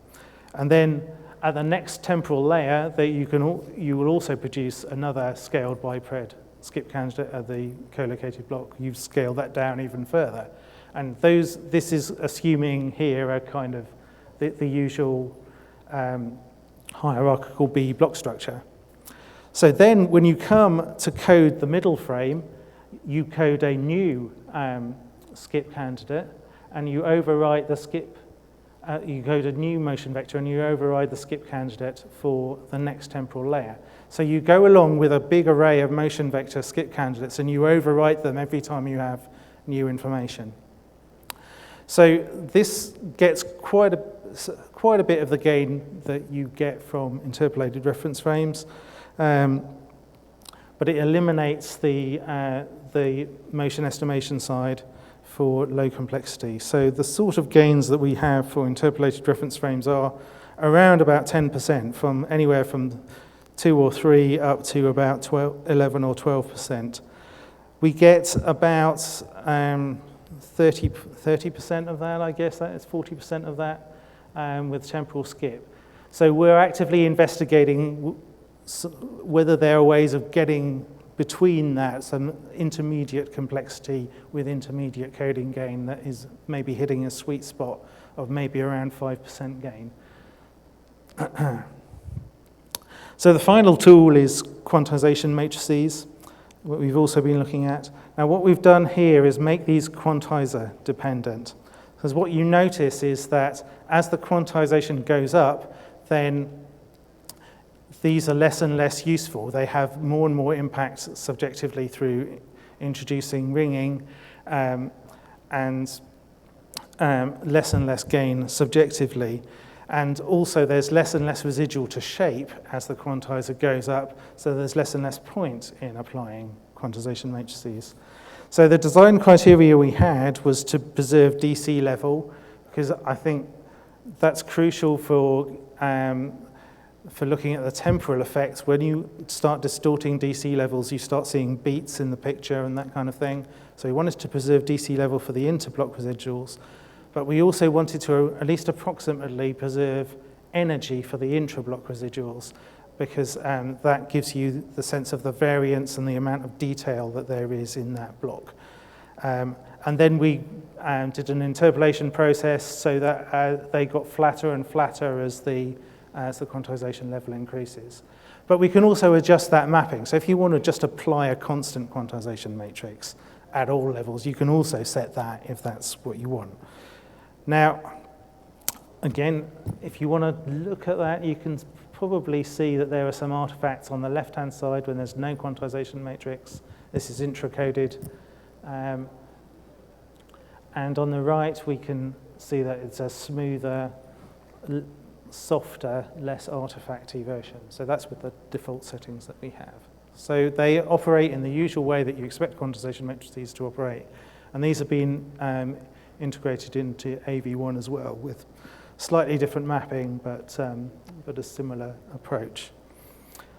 So the gains that we get there, they depend very much on your metric. So there's a small loss with our default settings, there's a small loss in PSNR, and you can get very large gains, an average of 11% up to 20% on fast SSIM.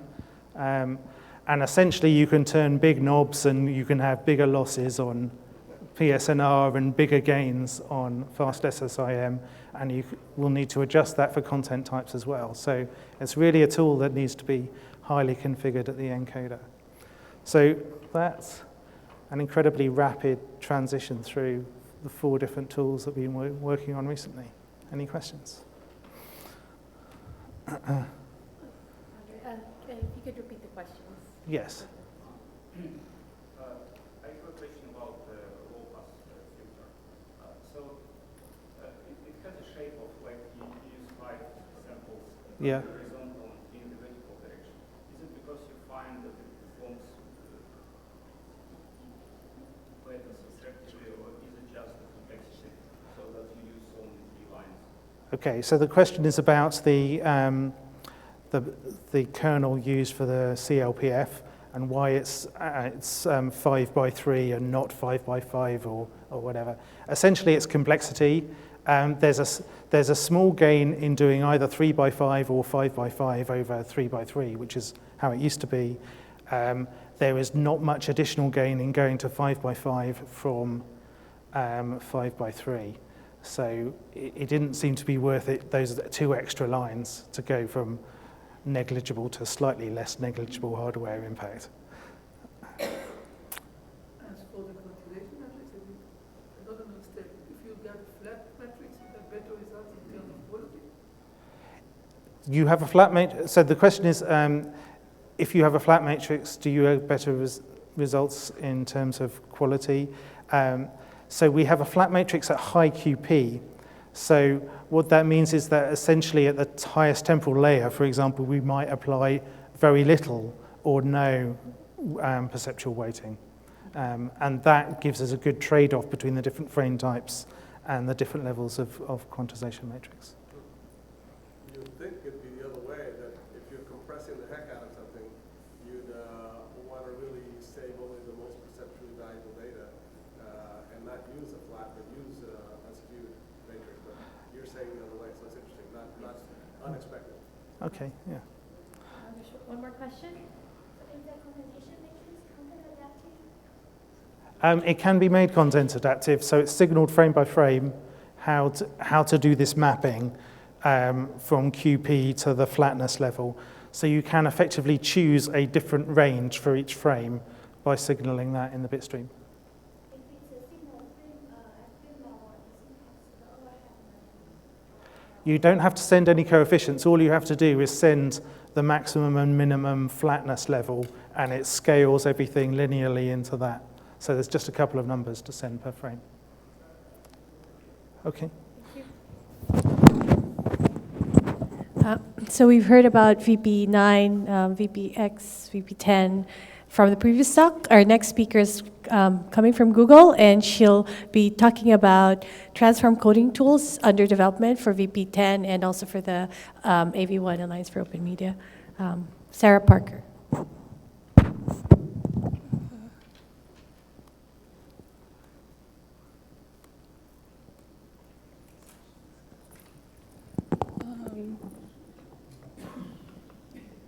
It looks like this isn't switching to. Oh, they took the. USB-C. I believe this is. That is like USB-C. There we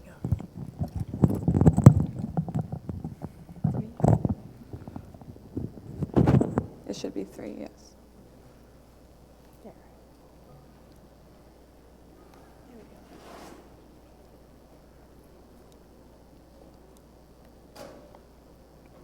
Okay. Can everybody hear me? Again, my name is Sarah Parker. I'm here on behalf of the Google WebM team, and I'm going to talk to you a little bit about the transform coding tools that are currently under development in VP10. Here's an overview of my talk. After my introduction, I'm going to give everyone some background on the transform work that was currently or is currently implemented in VP9.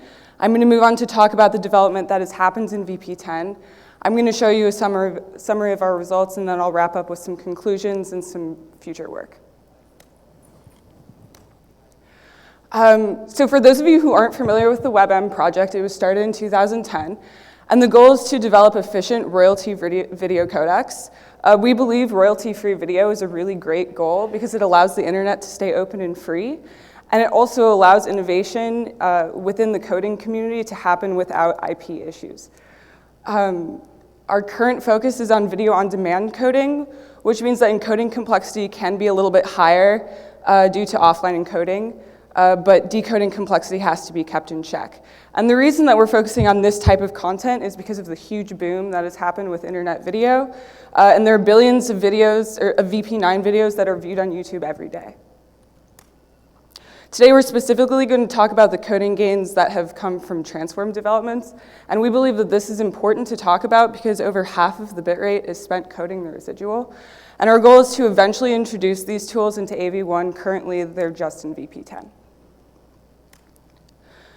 So I'm going to give everybody some background on what is currently in VP9. You can see on the right a 64 by 64 superblock that has been recursively partitioned into prediction blocks, and each of these prediction blocks can be coded using either an inter or intra mode.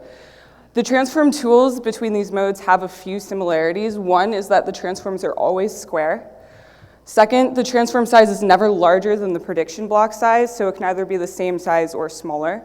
And the third is that the inter and intermodes both have side information for transform size, but not for transform type. There are also a couple of key differences between these two modes.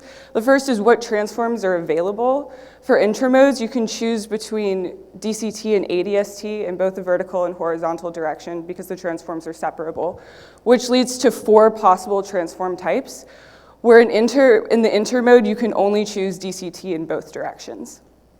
Another key difference is the way that the reconstruction happens. In intermode, if the transform size is smaller than the prediction block size, recursive prediction and transform is necessary because you need a full reconstruction of each subsequent block in order to use it as a predictor for the next one. This isn't necessary in the intermode.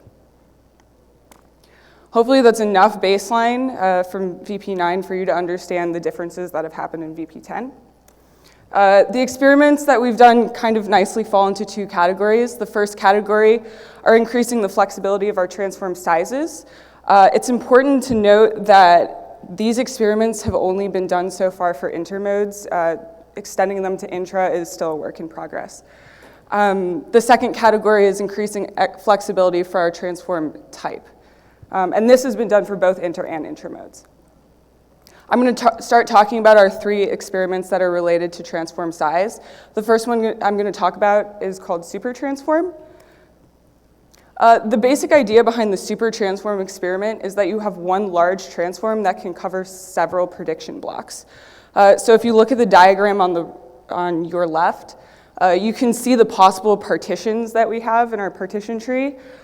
Just as a side note, this has been extended from VP9. In VP9, only the first row of partitions were used, so we have an extended set of partitions. And you can use these partitions to create the partition tree that you see on the bottom. The blue area would be an example of a super transform, so this covers several of these prediction blocks. And at any level of the partition tree, we just send a bit to indicate whether or not the super transform was used at that level. This experiment requires not only a change to the way that we deal with the transforms, but the way that we deal with creating our prediction, because these smaller prediction blocks must be combined to make one large predictor. And the way that we handle this is a recursive overlap block motion compensation. The basic idea behind this is you can take the 2 blocks that you're trying to combine, extend them from their original block size, and combine them using masks that have pixel weights such that towards the edges, they're more similar, so you get a smoother blend of the 2 blocks, and then they become closer to binary as you move further away from the edges. So this helps reduce some of the edge artifacts that you might get from combining these. The next experiment that we've done relating to transform size are recursive transform units. So this allows within a single prediction block to have a tree structured partition. This is a 2-way partition tree because it's still a requirement that the transform sizes in this experiment are square, so we've eliminated all of the rectangular partitions. So we believe that this is helpful because if you have a high concentration of energy in the residual in certain locations, this kind of allows you to focus on that energy. And it also, so it allows variable block sizes within a single prediction. The final experiment that we have that's related to changing transform size are rectangular transforms. We can now have rectangular transforms that range from 4 by 8 all the way to 32 by 16. And these are only 4 rectangular partitions, and they're always the same size as the partition. So you can't, for example, take a 4 by 8 rectangular transform and use it on a larger rectangular partition. They're always the same size. So that concludes the overview of the experiments we've done relating to transform size. Now I'm going to get into the experiments that we've done that relate to transform type. And this, again, has been done for both inter and intramodes. We've added 4 new transforms in each direction, or rather, there's a set of 4 transforms to choose from in each the horizontal and vertical direction. These are DCT, ADST, flip ADST, and the identity transform. And I'm going to get into the details of these specific transforms in the next slide. But because these are in both the vertical and horizontal directions, this adds a set of 16 possible transform types that you can choose from. And for each block size, you can choose one out of a set that is up to 16 transform types. And the reason that I say up to is because for 32 by 32 and 64 by 64 size blocks, some of these transforms begin to act very similarly. And so it's not necessary to have this entire set of 16 for those larger blocks. We have done some work exploring alternate transforms for these larger blocks, namely the wavelet transform and DCT hybrids. And this experiment does introduce some overheads because you do have to indicate what transform was used in the bit stream. So here's an overview of each of these transforms. The first is DCT, which probably many of you are very familiar with. It's very commonly used in codecs for interprediction. And it seems to work well when the energy in the residual is evenly distributed. The next set of transforms, which I'm grouping together because they're very similar, are ADST and flip ADST, which in VP10 are currently implemented using a DST4. And these seem to work better when the energy is concentrated on one side of the residual. So for ADST, it works better when the energy is towards the end of the signal. And flip ADST, to compute that, you can just flip the signal, apply the ADST, and that seems to work better when the energy is concentrated towards the beginning of the signal. The final transform is the identity transform, which works well when the residual has sharp lines. If you apply it in both directions, this acts as a no transform, which is suitable for screen content, which has sharp lines in both directions. We did experiment with a DST2 instead of this identity transform, but we found that this gave better results. And it's also important that each of these transforms has its own corresponding scan order. This experiment does add some additional complexity. Fortunately, on the decoder side, there is no impact. But because now on the encoder side, we have to search through all possible transform types and sizes, that does add quite an extensive search, especially because it's a set of 16 transforms now. We have done some experiments to find ways to speed up this search. One of the ones that we have tried is using pre-trained classifiers to prune out some of the transforms in this set.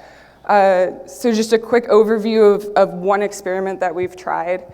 And we do this separately, by the way, for the horizontal and vertical direction.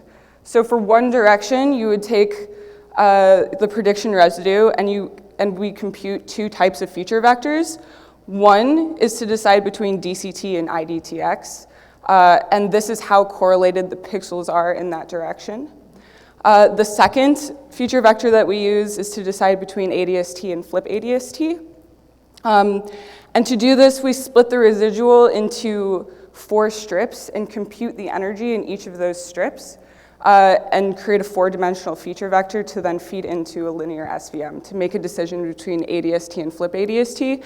And this yields a reduced transform set to search, so the search can happen a bit faster. Here's an overview of the things that I've talked about so far before I get into the results section. For just intermodes, we have made adjustments to the transform size. We've added rectangular transforms that are only for rectangular prediction blocks. We've added the super transform, which is one large transform that covers many prediction blocks. And we added recursive transform units that allow tree structure decomposition of the transform units within one block. For inter and intra prediction, we have added a larger set of transform types, and that is you can choose between DCT, ADST, flip ADST, and the identity transform in each direction. So now I'm going to get into some current results. The results I'm going to show you are just a summary of the results that we have in our paper. They are computed by performing a controlled bit rate test and computing BD rate using average PSNR and SSIM. One of our sets is our low-res set. It has 40 videos of CIF resolution. And our second set is a mid-res set, which has 30 videos at 480p and 360p. We do an HD res set. Unfortunately, we made a change to the experiment recently, and that is running as we speak. But those results will be in the paper. And each of these videos has 150 frames. This is just a list of the videos to show you quickly. I'm sure many of these videos look familiar to you all.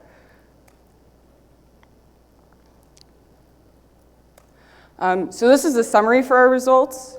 For our low-res set, the average PSNR, or the BD rate decreases by about 3.9% and 3.5% for mid-res. And for SSIM, 3.9% decrease for low-res, 3.2% decrease for mid-res. And I think I'm starting to run out of time. I wanted to show you our results server, which has extensive results for each of the videos. Okay. I'm going to have to get out of this screen. How about I show you that at the end of the talk if there's time?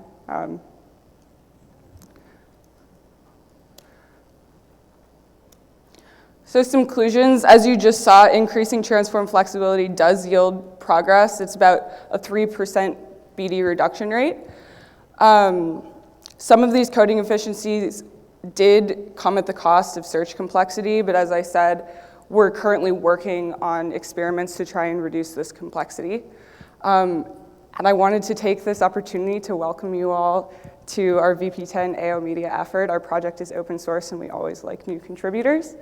Some future work, some of which I already mentioned. Our rectangular transforms currently only work for Y-frames, so we want to extend those into our UV frames. Again, we have a continued effort to reduce the complexity introduced by these experiments, and we still need to extend some of these experiments to work with interprediction. And I think that concludes the talk. I can take questions while I try and pull up our results server if you want to see the results on all of the individual videos. Thank you.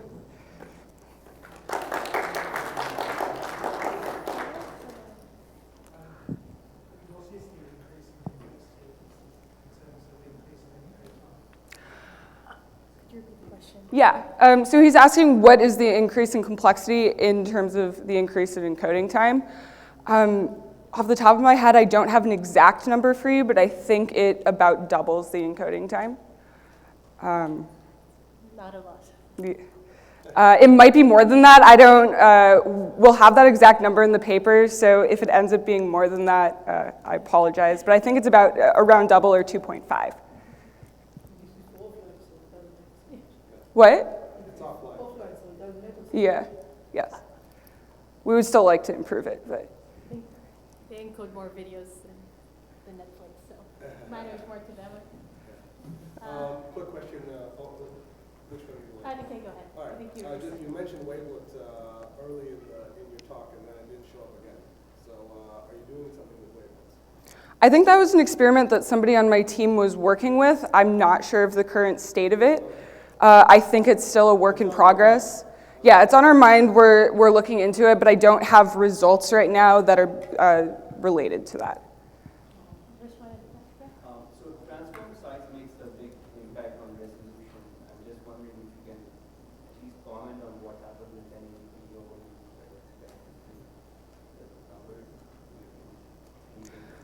The numbers are similar. It is above 3%. I don't want to claim gains when I'm not positive of the numbers, but they are similar. It is above 3% reduction rate. And again, those exact numbers will be in the paper. So how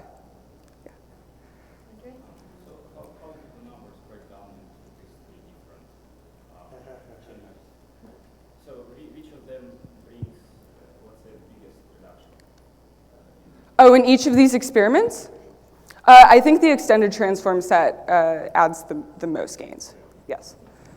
For the transformation, how do you compare? So what is the criterion to decide which one to select? Yeah, it's the rate distortion. It exhaustively tries all of them and uses the rate distortion to pick whichever one gives the best. What are the features that you mentioned some features that you based on to select? Features. Oh, so his questions are about the features that we used to select the transform. I think you might be referring to the features that I was talking about to use for the trained SVM. Is that what I'm? So those features are still a work in progress. I think we can get better gains if we have more discriminative features. But those features are just to try and decide, like out of our set of transforms, which one is more likely to yield good results. So that's just for reducing the complexity. That isn't used in the exhaustive search at all. Yes. So how do you compare? So what is the criterion to decide which one to select? Is it based on the All right, thank you so much. We're now going to have a 30-minute break, but before that, just wanted to do a quick summary of what we've seen today in the first part of the session. So we saw some interesting developments, technical developments for video coding tools that hopefully would be integrated into the AOM. So we saw those results from Cisco, from Mozilla, from Ben-Gurion University. We had also a talk from the Internet Video Coding, where they're working towards standardization of a royalty-free codec within MPEG ISO. And we also saw the results from Netflix, which compares the royalty-free video codec libVPX to current state-of-the-art codecs. So we'll take a break now, and we'll have 3 more talks after the break. Thank you. I also wanted to thank SPIE for allowing us to stream this session, and to Periscope for helping us set up, and also for YouTube Live for the support. Thanks.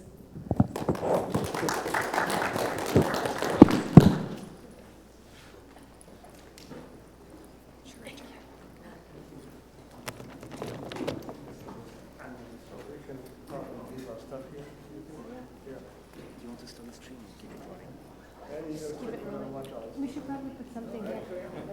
I'll put, Yeah, I don't think that, well, actually, there's a lot of value on that. we can focus it on the... Stop. You don't stop. Let's keep it going. I'm just going to put a... 5,000 not many people can do that kind of stuff. But, you know, so I have all the yes, we focus just on the now, ours is saying that in 10 and 4K in, but only 360 and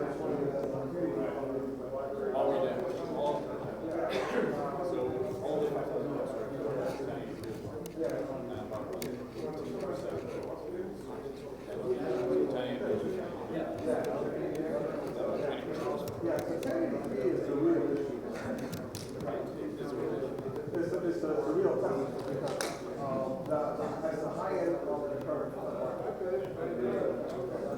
think it's important.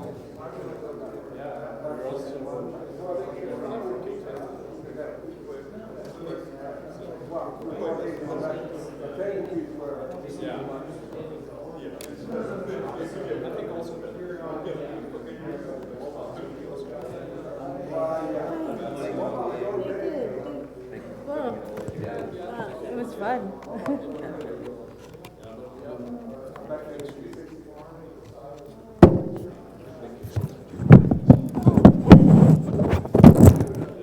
I see only a few people accepted on the calendar.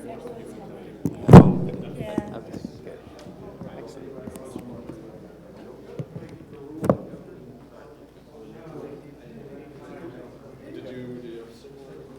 Oh yeah, we have similar results here.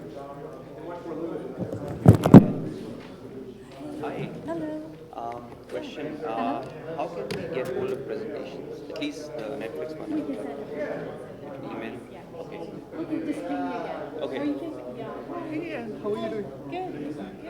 We can make it. Yeah. I was just trying to have something there because he just still So we were actually wondering if the live streaming is actually going to be offline. It depends. So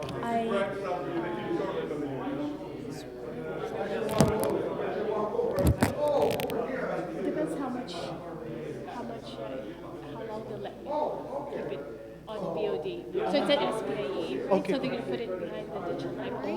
So maybe for a week we'll have it available. Okay. So I'll finalize that. So we weren't sure yet how long we can have it up. Okay. Because they'll be available on YouTube and then Periscope after. Great. But I might have to pull it down afterwards. Okay. Yeah. So, because we kind of missed the first. I'm sure you can watch it until like the end of the week. Okay, great. After that, I'm not sure. Okay. Please let us know the link, YouTube link. Just the same.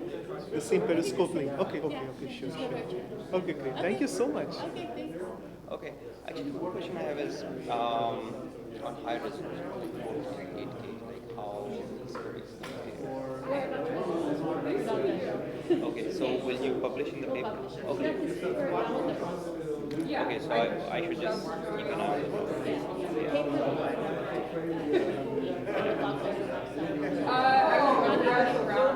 Okay. And then, do you guys have any idea on the complexity? Neuroscience, but my background is vision, so I did a lot of vision processing. But no, I don't have a background. What I was going to ask was, is LibVPX like 2x slower than X265? Are they the same? They're in the same ballpark.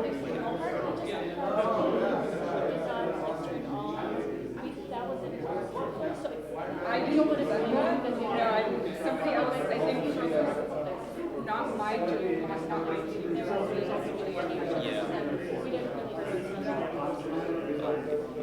Okay, yeah, cool. That's very interesting, I think. So we are looking into like also joining There was another alliance of media because we are building a cloud service. We're dealing with a lot of issues.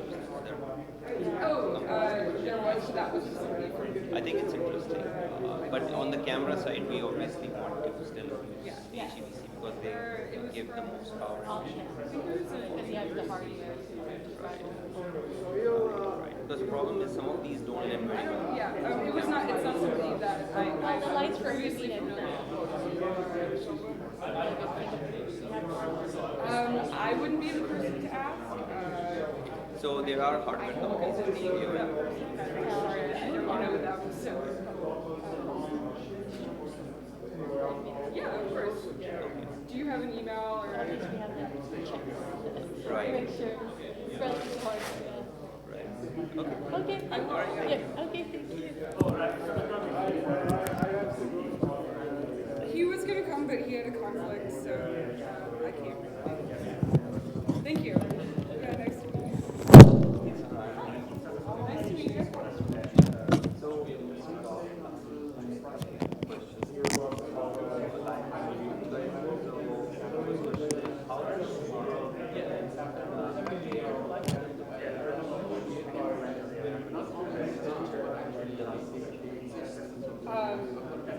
For the entire product.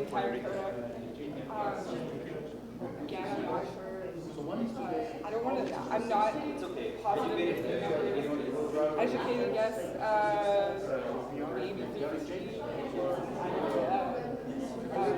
Don't quote me on that though. That could be. I don't have any idea. Yeah.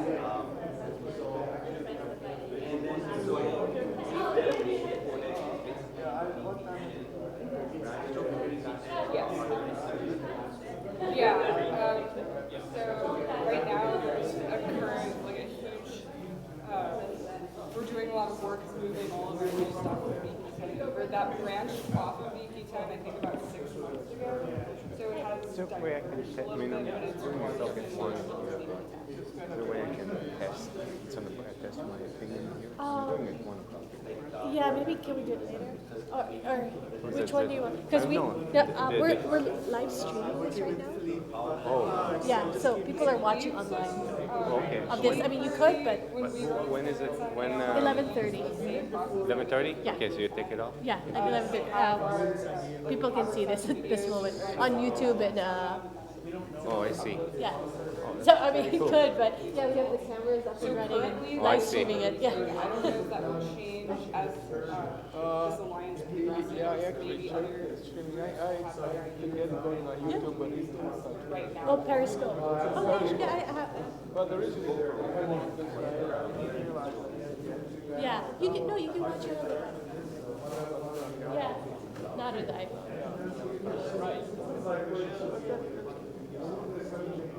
Okay, I'm gonna go right to the restroom. Huh? We had about almost 200 people watching. Yeah, like especially I think it's our talk, the Netflix one. Oh, half, but 150 were on YouTube. Yeah, how many people were watching? 15. Yeah, it's about 200 people. There were more people watching.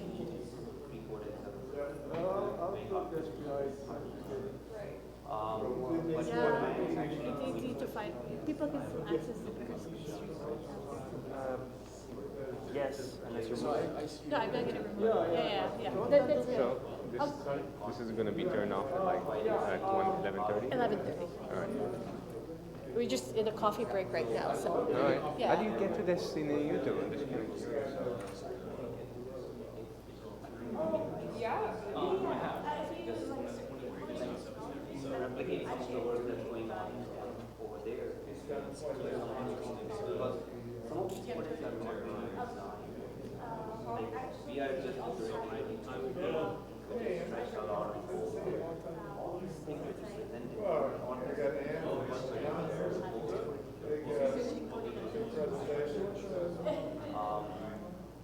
Could there be different transform for different spatial regions? Yeah, I mean that's a good idea.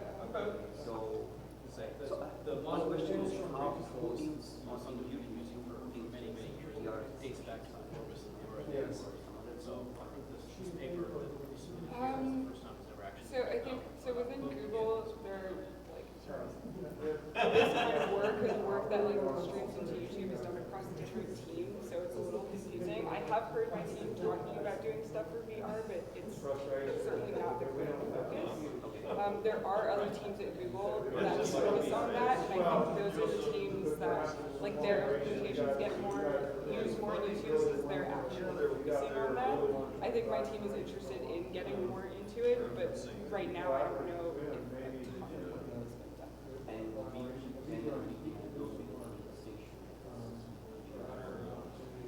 I don't believe so, but it's possible that that's something that somebody has worked on, and it's kind of like, hasn't been publicly talked about. But I mean, if you want to, I would be happy to put you in touch with somebody who might be currently working on that within my team, somebody who knows more about that specific area. I don't have my business card. So should I add on? Yeah. Okay, so I'll add Yeah, you can also, I don't have a card with me either, but I do, you can just email me. My email address is pretty easy. Great. Sarah with an H, Parker at google.com.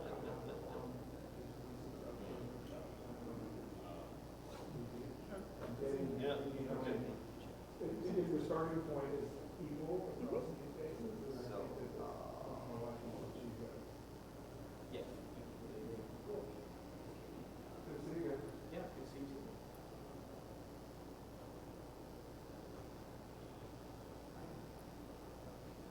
Hey, sir. Hi. I'm David. I work with Nice Dan. to meet you. Young. So, otherwise, glad you guys can make it. Yeah, I'm Good excited to be here. It's a good presentation. I won't be able to join you guys for lunch. And her husband is doing the Periscope streaming, and we both have a plane. Oh, okay. Well, that's understandable. Hey, how's it going? Good, how are you? It's doing very well. Good to see you. It's been a while, actually. I know you. 2 or 3 years. 2 or 3 years ago. You've been at GoPro for a while. Yeah. And you're in Carlsbad. So you're actually working down there? Yeah. Great cameras. I also GoPro. I love it. My family did a Maui vacation, and we were snorkeling. And it's like, having my camera with me. It's really, all the snorkeling, all the diving. I was up on a parasail. I had my GoPro with me. Which one do you put on? Yeah, it's like 2 years old. It's quiet from like 2 years ago.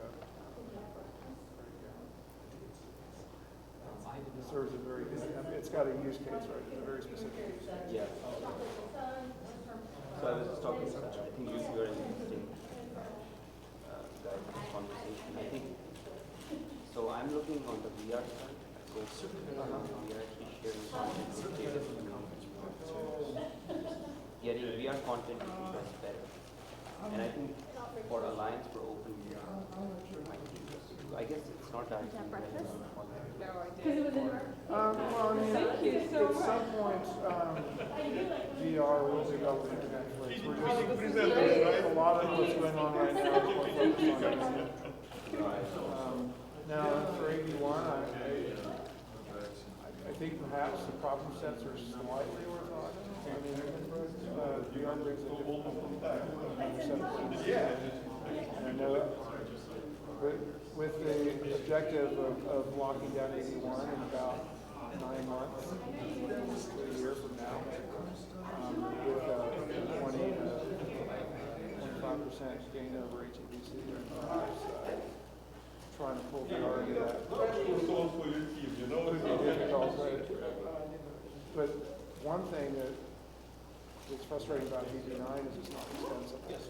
And so we'll make sure, I'm going to fight tooth and nail to make sure that 81 does not have that same structural flaw.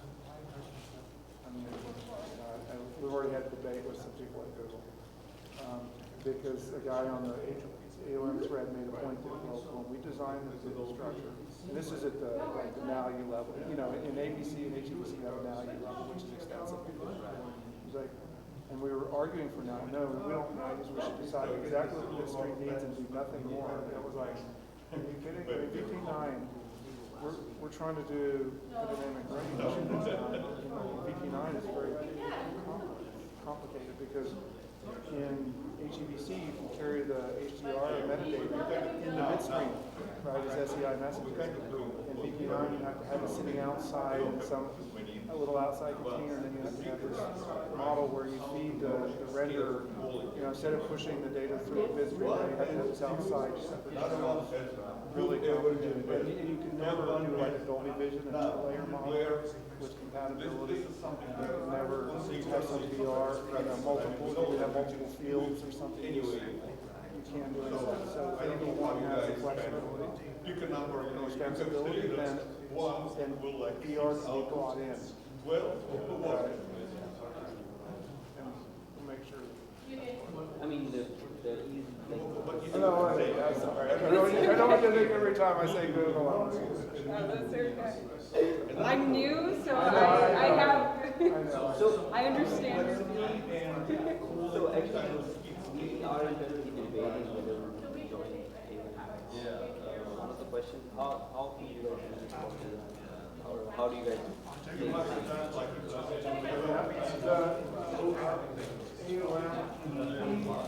Hey, Andre is the Netflix AOM. It's on Anstey. So you're actually the best person to talk about specifics. And this is a deal.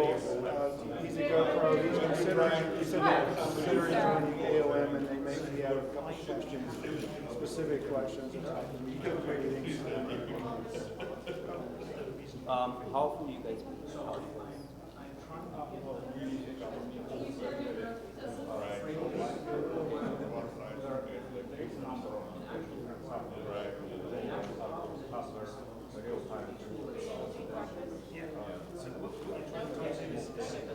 We were here earlier. We got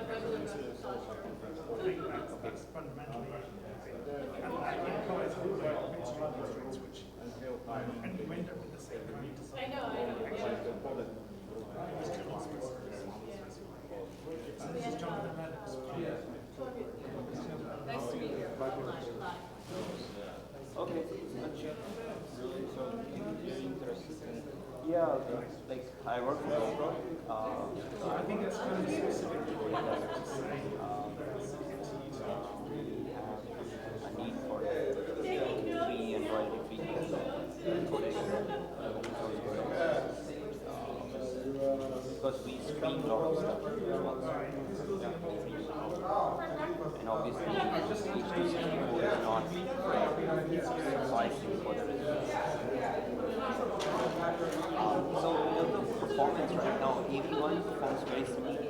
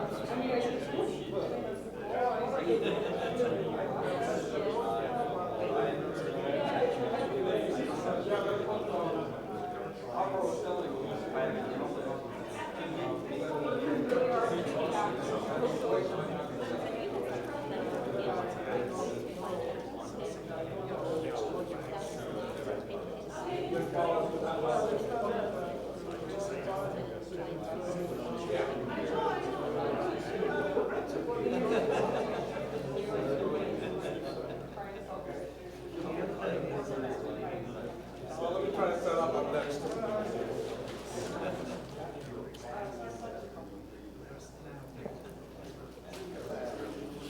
Hey, one of my talks actually the next one coming up. I have a present for you. You know, you like French work, and give you some more. Great. I'm excited. Yeah. Sharon. Hi. Thank you. Yeah, I just kind of wondered.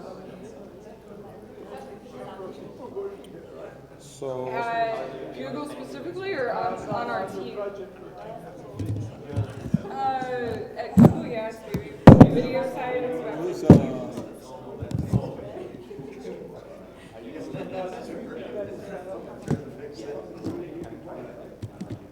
yeah, AV works branch. Yeah, we can disconnect this. Oh, this one. A lot of that I only want not that's display port. I only need the U8. Yeah, I want but- the HDMI. Yeah, that's okay. I mean, we're still. That one here too.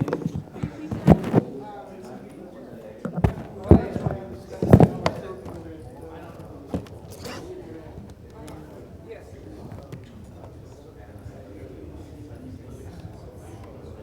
Yeah, I mean, we're still developing. I think kind of what we're doing now is we're developing tools for the P10 when we get considerable gains. We're just going to get over to HP1.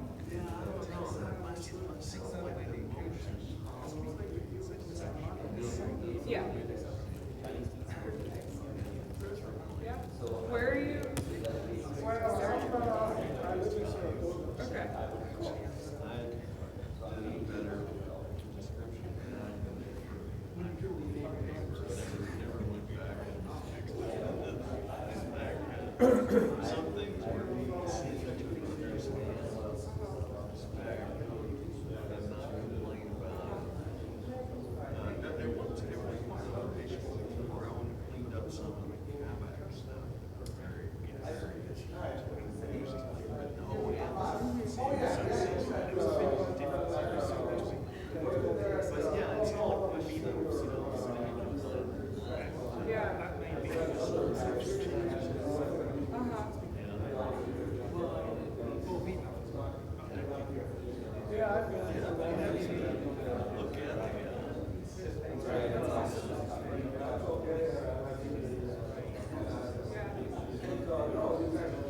It was great meeting you. Okay, terrific. Yeah.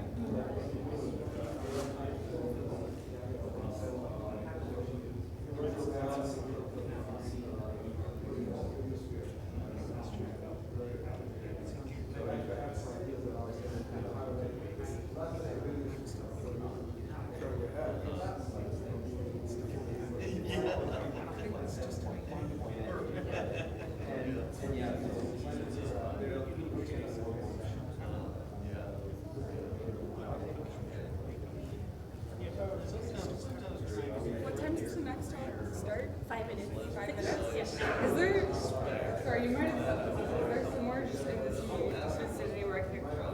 Oh, there's still the older stuff. This is video. Okay, like 5 minutes? Yeah, yeah. Okay, thank you. It's far, a bit far, but if you walk fast.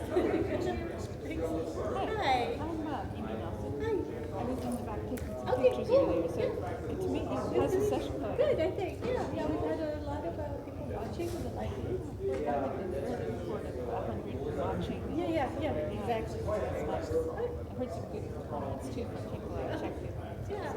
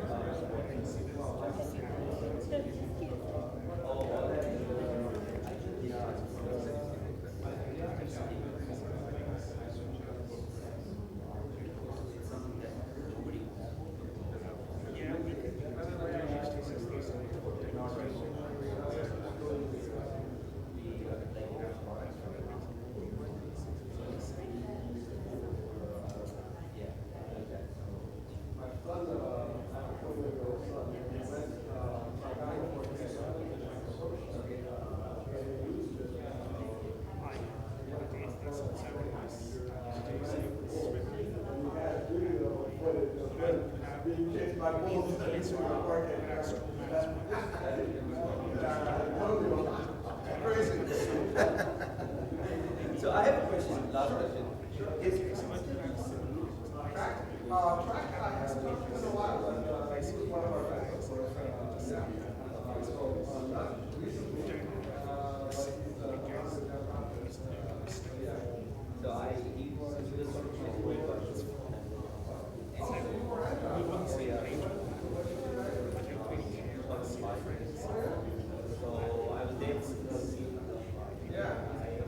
My advisor was oh yeah, yeah. And then I wrote some really good as a result of all that.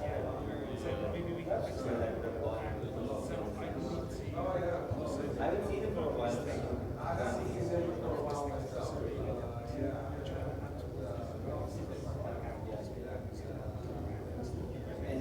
so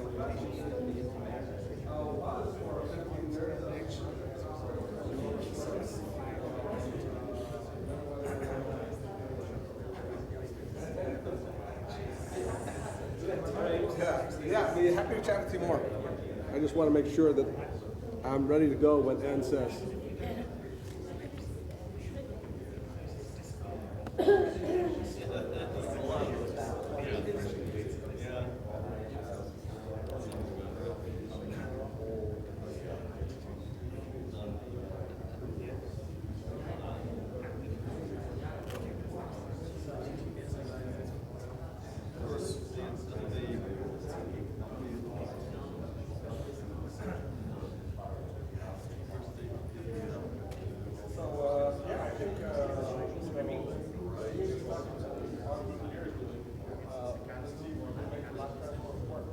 So certainly for an intro, there's no question. And then making the intro work is complicated. You know, with your frequency-based function computation, with the overlap function computation, it's already in there. Yeah, so if I were you, the first thing I would be doing is trying to apply lab transforms in the case where the transform size is smaller than the prediction size. Right, so just do it within the prediction size. Yeah, so that will work, but you won't get a value. If I use a small block overlap transform, and it equals to a larger BCT, I can't really get a gain. I can only get, so the 8 by 16 has a gain over an 8 by 8, but doesn't have a real much gain over a 16 by 16.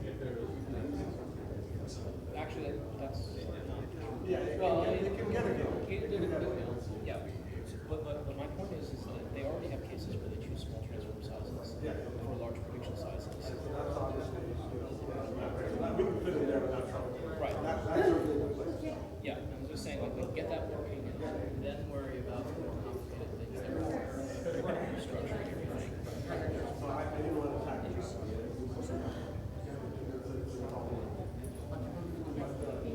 If you make progress,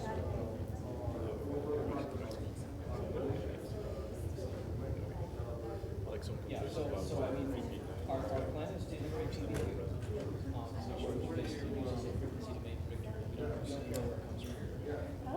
If you have a spatial one, then we'll just transform it. Of course. What else? We'll be starting shortly.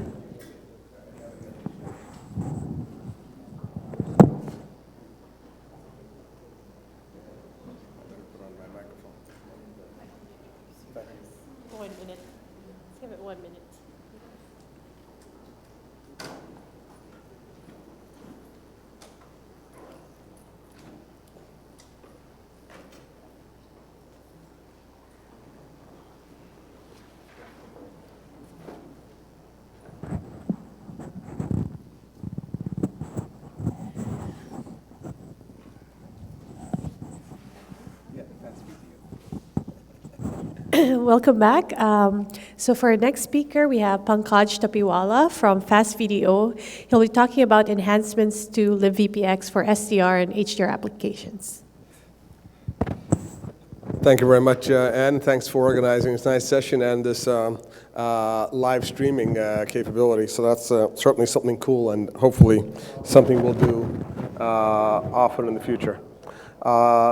Okay, if this setting is okay, let me go ahead. Then this talk is about enhancements to VPX for SDR and HDR applications. We call our approach FVP10, which is actually a triple entendre. I'll let you figure out how many jokes there are in that. So we start with VP10 as we found it, and we do enhancements of several types. Novel transforms, and this is a Christmas present for Susan. We got even more transforms for you, lab transforms, similar to what Tim Terryberry is bringing. We've been using 8x16. He's been using mostly 4x8, but same business. Novel resampling filters. And the HDR mode, novel color transforms, novel transfer functions. So we've done enhancements of even the PQ, and then a novel HDR coding scheme altogether. So we have coding improvements both at SDR and at HDR.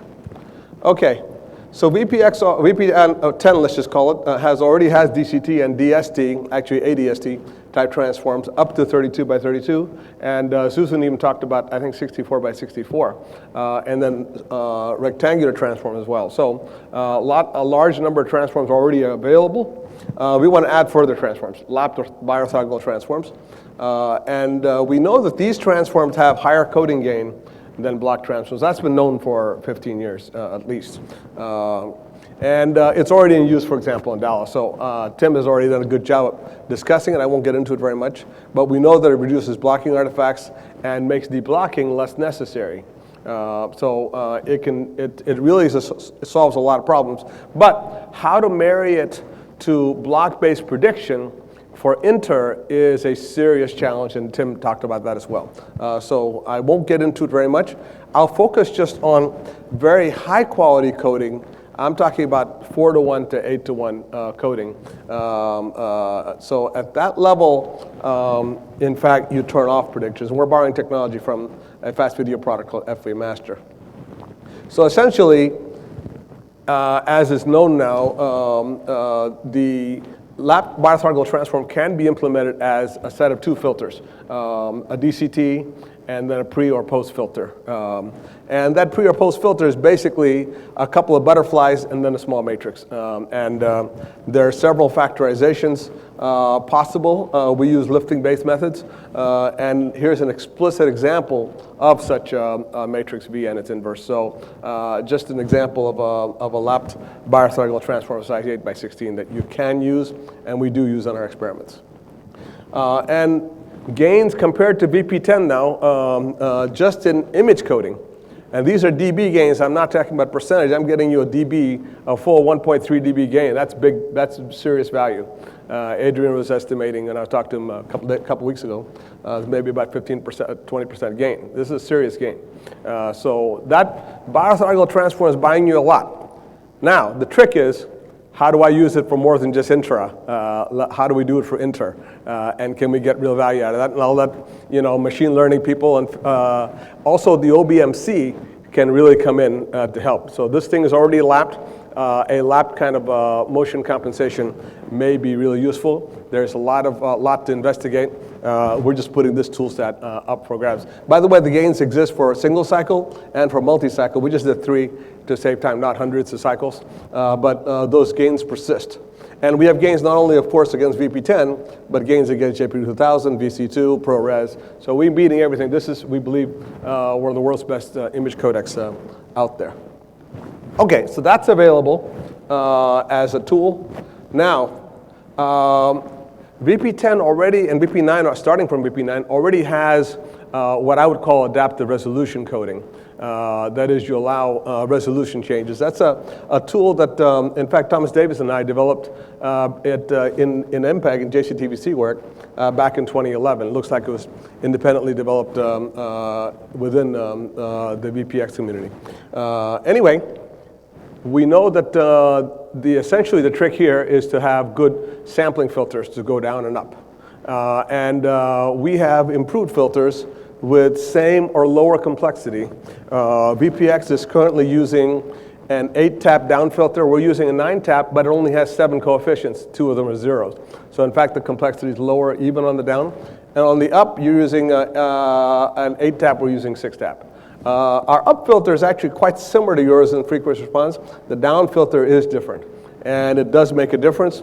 What we're doing here in our testing is just taking input YUV4 to 0 data, downsampling only, encode, decode with VP10, and upsample back up out to 4 to 0. And here are some PSNR gains. So just from a resampling filter, nothing else, no other change. A filter can get you useful gains. Okay, so you better consider other filters. So these are very smart filters. In fact, Thomas knows about these. We developed these a number of years ago, and he's worked with trying to fiddle with our filters and found that our filters really are special. Okay, so here are some two tools available for you already: smart transforms and smart filters, which you can use right away in your tool set. Now, HDR, I haven't found much literature on HDR coding with VPX, apparently, but it's already in use. Amazon and Netflix are already doing HDR, although I don't know exactly what codecs they're using, probably HEVC. They won't tell us, but if they're using VPX, they're not telling us how they're doing it. Anyway, I'm going to show you a way to do it, and the gory details are in the paper, so you can read all about it. We're not trying to hide any details from you. So enable, we're going to use, of course, your high bit depth mode. We're going to need that right away, otherwise this game is done. So the high bit depth mode is used. We borrow pre-post filter regimen, and we use various fast video animations. So we're going to borrow from our FV10. We gave a talk on that on Monday, by the way, if you were here. But anyway, again, new color spaces, sampling filters, transfer functions, and entirely new HDR coding scheme. So I won't explain what HDR is. Basically, at least 1K nits in luminance and BT20 color space. So this is a simulation of what SDR and HDR. Actually, on my screen, that looks a lot better. On this screen over here, you can't see much difference between those two. So this thing's flattening it out. Okay, generic HDR coding workflow. I won't go into too much of this, but you essentially take HDR video in RGB 444. You do a nonlinear transfer function to it right away. You convert to an internal color space, typically YCBCR, but of course it could be almost any color space. Quantize it down to 10 bits, although that quantization could occur later in the chain. You may not want to do it here. As soon as you bring it down to 10 bits, you're losing a lot of information. Then you convert from 444 to 420, do a little bit of luma adjustment, and you encode. And then on the other side, you do decode. Now here I pictured HM, but of course you can use VPX, you can use a variety of, you can use Tor, you can use a number of codecs. We will be using VP10 in these experiments here, and we will be using the high bit depth mode. Now, we're not necessarily going to be limiting ourselves to the order of the boxes as the way they are right now. So we developed an HDR10 sort of version of VPX using basically the same pre and post processing that so-called HDR10 is using, but did it with VP10. So key aspects are VP10, but high bit depth profile. We used the PQ transfer function as is, YCBCR 420. And what else? A bunch of static metadata. So I will not go into it, but HDR10 uses static metadata. Our innovations are all about dynamic metadata. Metadata that changes with your data itself. So in other words, we want to preserve, analogous to HDR10, we want to use what VP10 already has. So in other words, any software or any even hardware tools that you have with VP10 you can reuse. I'm just slapping some pre-processing to it, and at the decoder side, putting some post-processing to allow you to do HDR, okay? So that's useful. Now, so preserve the coding structure. Now, HEVC has a bunch of SCIs and buoys. I don't even know the coding structure. There's no a draft, standard text available for VPX, so I can't produce these SCIs. But we're going to do analogies to these same SCIs in this codec. So we allow metadata to be variable and adaptive, and we take this theme of adaptivity to town. We take it everywhere. So we seek performance gains, and we also seek backward compatibility. By that I mean to SDR, okay? So keep compatibility with the codecs designs. We use analogs of SEIs that in HEVC, they bear the names of color remapping, chroma resampling, alternate transfer functions, and some others. And I will not go into any of the signaling issues. But the main philosophy is we have an automatic regrader from HDR to SDR. So this is the thing. You have to have one that is adaptive on the data itself. So the grading process depends on your data. I don't believe in a single function independent of the data that gets you a good transfer function through SDR from HDR. So in our analysis, we haven't found a fixed function to work. It has to be adaptive. Okay? The details of that regrading process are fully described in the paper. Some of the block diagrams are just shown here, but just for eye chart purposes, nothing, I don't want to go into any of that right now. But there was a lot of work and a lot of nonlinearities are involved. So a lot of point functions that are doing nonlinearities. You can expect that, and they depend on your data. So that I cannot get you fixed functions that can do the job for you. Okay. Now, in addition to a novel then HDR coding scheme, we have some tools that you can use in a variety of contexts. For example, innovative color spaces, which are high performance and low complexity, shift and add computations only, and have good coding gain, invertible infinite precision. One of the themes that fast video has been pressing for almost 20 years in the standardization community is that anything that you need to do and you come back to, you should be doing in an invertible way. Transforms, sampling filters if you can. Sampling filters cannot be invertible, but you should get them as close as you can. You should work hard to get invertibility wherever you can. So for example, color transform should be invertible. And in fact, even spatial transform should be fully invertible in finite precision. So that's one of the things we stress. So YCBCR was invented ages ago, is no longer be all end all. We don't necessarily need YCBCR for coding purposes. Any internal color space that gets you good coding performance is good. Okay, so in fact, all of our color transforms are lifting based. Here are just a few examples. We tend to use the last one that we have here that we call YFBFR, number 4, but there are many variety of good color transforms that are available. This, by the way, is useful even in the image coding application if you have to code not in 444 but say 422. If you have to work in a color space different than the original 444, might as well use a smart color transform and a smart sampling filter. And you'll get better results. So the results we were showing you before were just using YCBCR because I want to show you clean comparison from just our transform. But in fact, the smart color transforms and color resampling filters will get you even further gains. Resampling filters, here are some examples. Notice there are a bunch of zeros. The complexity is even lower than what it looks. Some of these things are just ones, no multiplies even. So this is all really pretty fast for upsampling some filters. Okay, then I want to show you some results. And I mentioned two methods. EC stands for enhanced color, but the one that really counts is sort of the full application where we have color spaces, adaptive HDR factorization, adaptive HDR to SDR regrading, and chroma sampling. And here are some test bit rates that we use. So these are fairly low bit rates of HDR10 version of VP10 versus our approach. We've tried to be at a similar or lower bit rate. In a couple of instances, we're just a couple % higher in bit rate, but generally lower. And I don't know if this can show you the visual, but the coding performance is better. And I'll try to show you, here's another sequence used frequently in MPEG for coding. And you can see that the poles and the wire across the top are better preserved in our approach.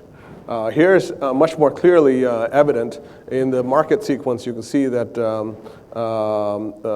some of the wall data, and there's color distortion in the HDR variant of VP10, And in our approach, there's much less color distortion, and the texture is better preserved. So this is fairly visible at a similar bit rate. It's 3% higher, that's not a lot. I'm not getting the gain from that 3%. It's from a superior coding technology. So I'd be happy to have more extensive tests. We're certainly impressed with Netflix's very extensive 5,000 sequence. I don't have that ability to do that many codes. I'd be happy to work with you to do an extensive test on our approach and see that, yeah, in fact, you're getting the kind of gains that we see. Okay, so this is just an eye chart on objective metrics that are currently used in HDR coding. None of these have any real value. Nobody believes that any of these metrics are really indicative, so they're not really useful. We do subjective tests in this business.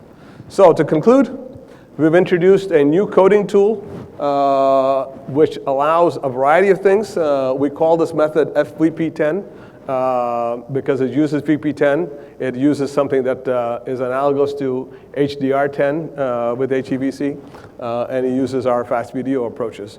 And the contributions that we believe that we're bringing here are leading high-quality image coding using advanced transforms, and then adaptive resolution coding using advanced resampling filters, and then finally a novel approach to HDR coding altogether.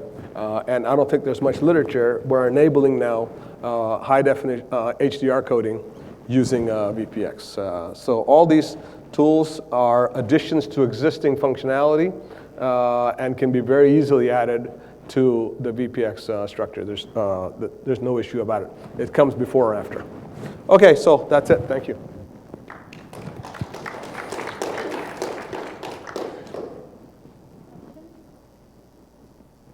Yes. SDR to HDR conversion. Okay, so our approach certainly allows to grade from any one luminance level to another, but I haven't actually done any tests of that nature. We've done mostly HDR down to SDR, but SDR to HDR is also of high interest. Yeah, so thanks. Yep.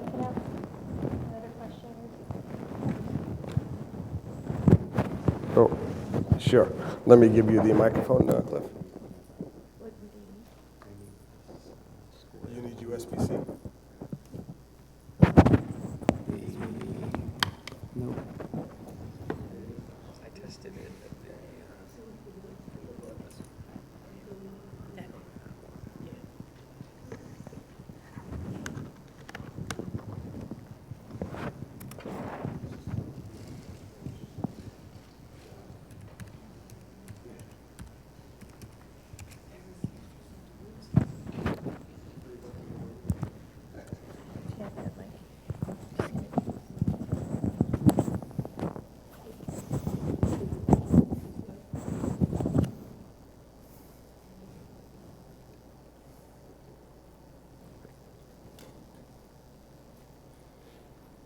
Okay.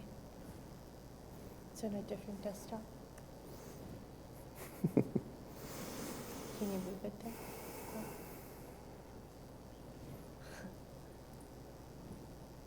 I'll introduce you. Oh, could I get the microphone?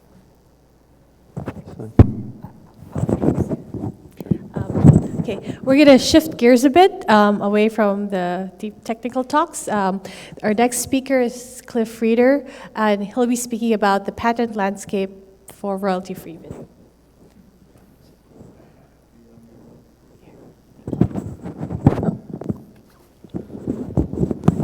If I can get the desktop right.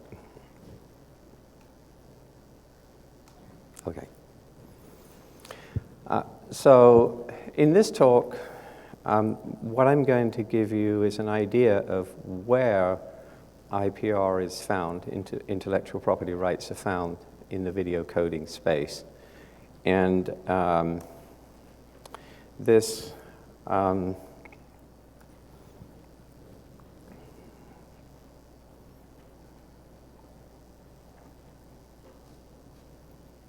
just a moment, it's not moving from.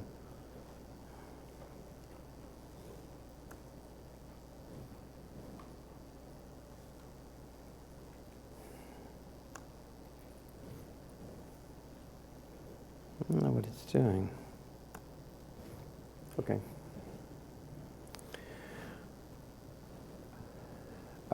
Actually, it's kind of interesting that video coding, digital video coding, is decades old, but the number of patents in this space is increasing dramatically with every generation of codec. There's now hundreds of patents, either published applications or granted patents for H.265, and it's only a couple of years old. And this is more than 264 or MPEG-2. The approach I'm taking is a tool-based approach, so you will see how IPR can be related to video coding tools. And the first point to notice is that main coding tools and architecture were all in place by 1979. So this really is an old field that we're talking about here. Small tools have supplemented the main tools, and they've been iteratively improved over time. And that's what we've been hearing about this morning. So it's actually the continuous iteration, refinement, and improvement of small coding tools, with sometimes some new coding tools that are triggering people to file patents in this space. And that's the challenge for doing a royalty-free codec. Now, across this whole period of time, probably the most significant influence in the development of the whole field has been the complexity of coding tools. So, and from an IPR perspective, this is important, because if you look at the record of what was proposed for H.261 in the late 1980s, but not actually part of the final standard, you will see people propose tools that didn't become part of a video coding standard, perhaps until H.264. And that was because they were too complex to implement with the technology available in the 1980s. But you also have to notice that it's not necessarily innovation in algorithm design that makes these become part of a new standard. What it might be is as simple as Moore's law giving a semiconductor technology that simply makes feasible and economical something that was known for a long time, but was not practical and certainly not usable in something like a consumer electronics mass market space. The complexity in particular is driven by adaptivity. So again, this morning, you're all very, very concerned with how do I adapt a basic algorithm based on the local conditions, because video data is horribly non-stationary, and it's non-stationary spatially, it's non-stationary temporally, so adaptivity is the name of the game. And how you do adaptivity, and in particular how you signal the adaptivity, has been something that has triggered a lot of patents being filed in our field. And again, you need to know that when you're trying to design a royalty-free codec.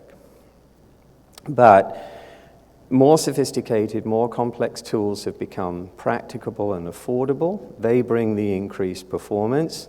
But again, the trick is, how do I become adaptive and signal the adaptivity successfully in order to not kill my performance gain by an overhead cost? In addition to patents related to the video coding tools, which are really mathematical algorithms after all, we have patents related to the normative syntax and semantics that you need in order to establish a standard. And while the syntax and semantics are in fact describing the video coding tools and the overhead in many degrees, nevertheless there are patents filed that are actually simply related to the syntax itself. So you will find patent claims that are talking about patenting a flag. Yes, the flag is doing something, but the key point is that what is patented is a flag. And so you need to know that if you're trying to avoid infringing a patent like that with a royalty-free codec design. And the last category of things here to talk about is that quite a lot of effort has been put in over the years to reducing the complexity of a coding tool. We have H.264 transforms, the integer transform for 264, for example, was developed for 2 or 3 years. and produced good performance. People were very happy with it, but somebody pointed out that it needed 33-bit arithmetic to implement it. And 33 bits is not normally regarded as a convenient number to use in any kind of computational environment. So actually, what was done was like a second phase of effort to develop a transform that could be implemented in 16-bit arithmetic and with only shifts and adds, no multiplies. Now, those complexities, those techniques for reducing complexity, like most recently, reducing the number of contexts in H.265 arithmetic coding compared to H.264 arithmetic coding has been a big focus for a complexity reduction. That can trigger the filing of patents. So I've defined 4 categories of patents to be concerned about. Mathematical algorithms for coding tools, the minimization of overhead for adaptive tools, normative syntax and semantics, and normative reduced complexity algorithms. Is royalty-free coding possible? Absolutely. No question about it. But the question is, what is the performance that you get with it? And the trick is to negotiate a path towards a royalty-free codec that does produce very, very good performance, but doesn't infringe all of the literally hundreds of patents that exist in this field. Performance, of course, is a balance between reconstructed quality and coded bit rate. So I have to point out that it's application specific as to what really needs to be done in order to develop a royalty-free codec. Because bandwidth is now becoming much more available and affordable, gigabit Ethernet coming to the home, gigabit internet coming to the home, terabyte storage for dollars. In some environments, coding performance is actually less important now than it used to be in the past. But only in some environments, because as we heard this morning, if you're providing 35% of the download bits on the internet as a provider, you're pretty concerned about even 10% efficiency loss in your ability to do that.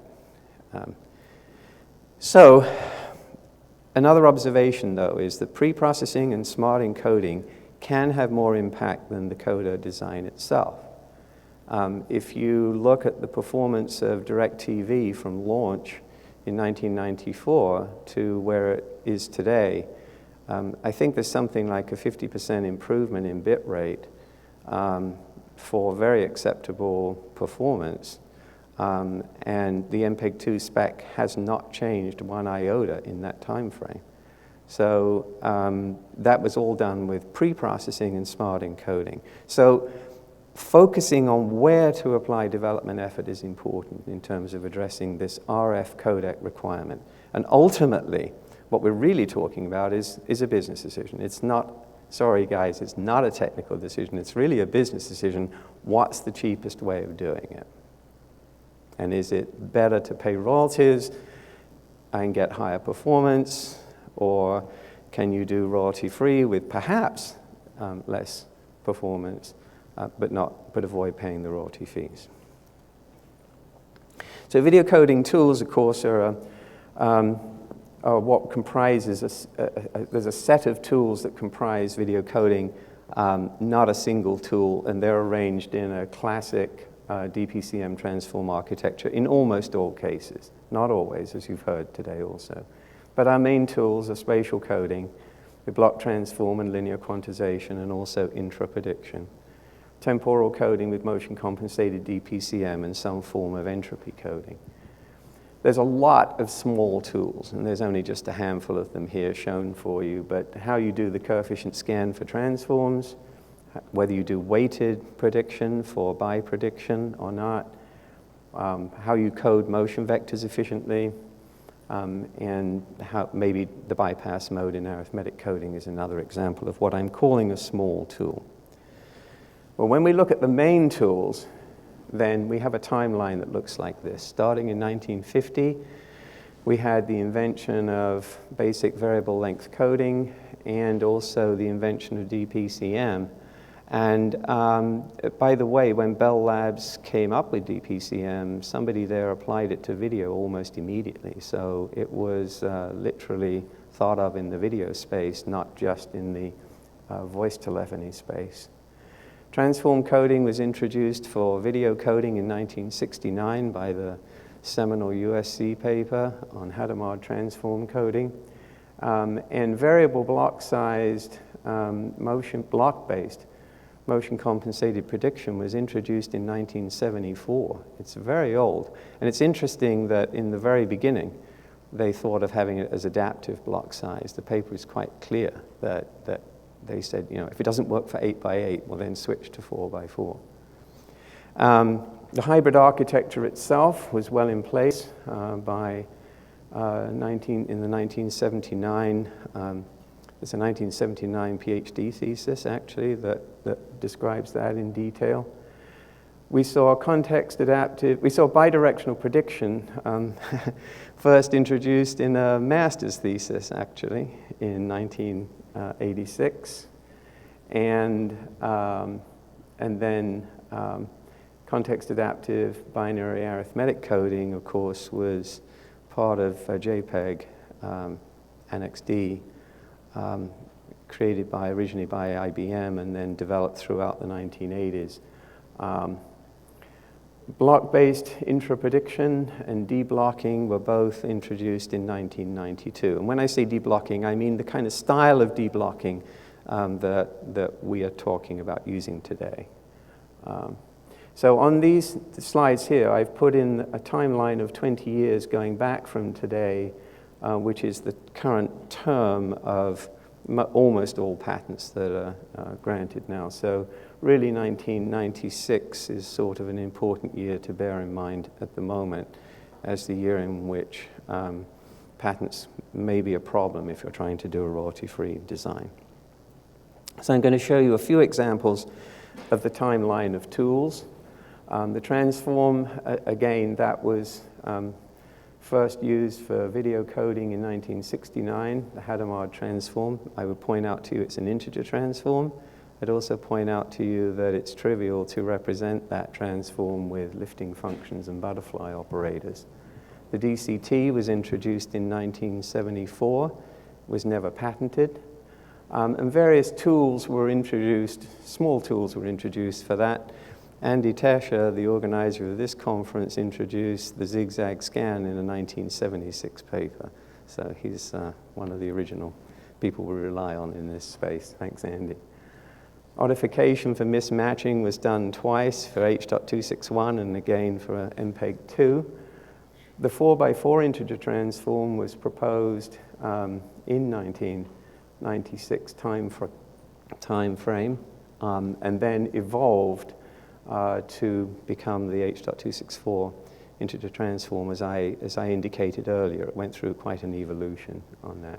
There was an 8x8 version of it introduced, and then a somewhat different version of it's been introduced for H.265 now. For biprediction, block-based motion compensated frame interpolation was something introduced in 1979.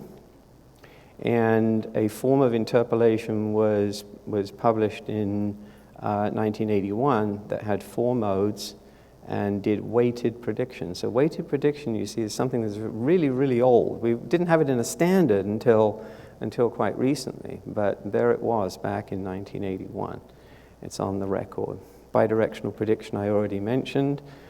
MPEG-2's dual prime was a kind of biprediction, and direct mode also is a kind of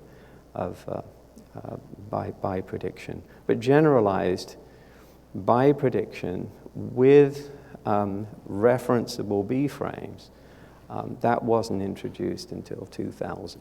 So that's a relatively recent capability. Multiple reference pictures. Background prediction was something that was obvious to do for video conferencing. It was first introduced in a publication in 1981. MPEG-2 interlace prediction was really a kind of multiple reference frame prediction as was the H.263 so-called new pred, Annex N. But multiple picture reference frames with an index for them was not introduced until 97. So that still falls within the window of the 20-year active patent period that we are living in today. Motion vector prediction, simple motion vector prediction was in place by 85, where you predicted from the leftmost or the most recently coded block. Median prediction was introduced for H.263 in 1994. So that's outside the window now. Spatial candidate style motion vector prediction was first talked about in 99, but there's a paper that triggered a contribution to VCAG that triggered the kind of spatial and temporal candidate prediction used in H.265 that was a 2006 paper. Loop filter deblocking. Of course, H.261 had a simple loop filter in the mid-1980s, but the idea of having a nonlinear, one-dimensional, something bridging the edge deblocking filter that was adaptive, that you could turn it on and off, that you could adjust the strength of it, that it might be dependent on the quantization parameter. That was something introduced in 1992. And then the H.263 deblocking filter was developed in around the 96 time frame, and of course H.264 deblocking filter was the basic form of that was proposed in 2000. So in summary, the discussion this morning has been talking about how much % better a new tool is or a modified tool is compared to something else, or how much better one thing is compared to another. That masks the fact that most of the performance in the first place is coming from the royalty-free coding tools. So we do actually have a really good foundation to do royalty-free video coding because, as I've shown you, all of the fundamental tools that provide the bulk of the performance itself were invented even decades ago. The key thing about designing a royalty-free codec is that for the adaptive refinements of small coding tools, which in standards like H.264, H.265, for those tools, there may very well be alternatives. If you look at the record of contributions to the standards bodies, which I have done in depth, then at any particular meeting, there might be a problem to be addressed, and 3 or 4 or 5 different experts come with their solution to that problem.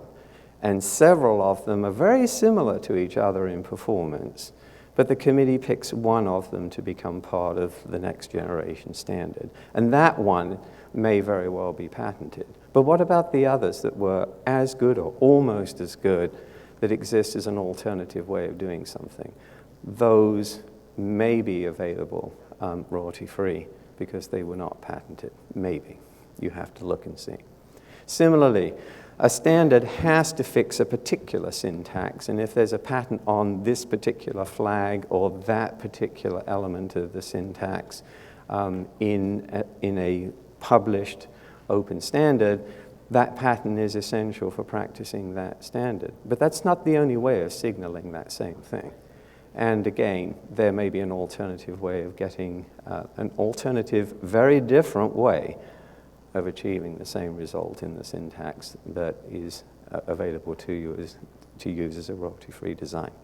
And the last point is that for the patents related to implementation complexity, Moore's law is still operating, although people keep questioning it, but it's still around. Things are still getting better. So maybe you just do a straightforward mathematical implementation and can avoid patents that save some complexity, but do so by triggering an infringement of a patent. Thank you.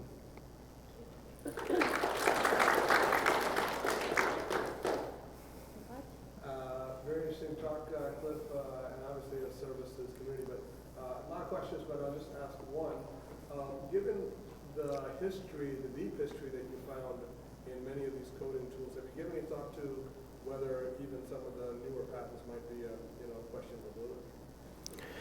Well, that's a very separate question. The question is, are some of the newer patents valid?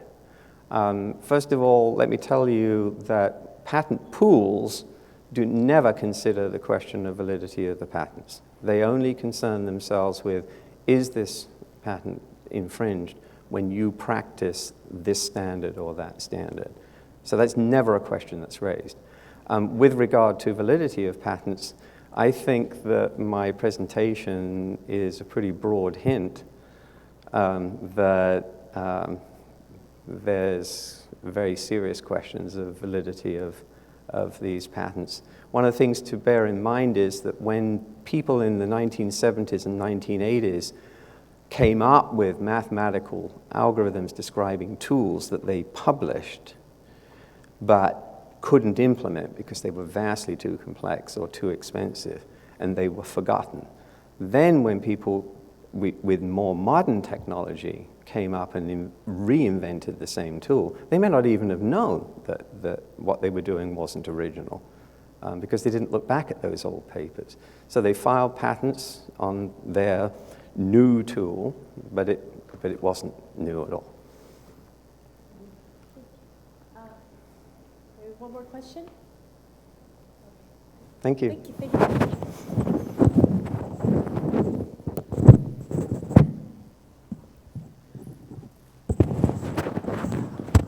For the next talk, we have Pankaj back again here on stage to give the results on a coding comparison comparing HEVC reference software, X265, and VP9.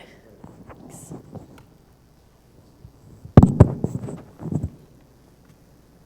Let's see, I have to switch to 2.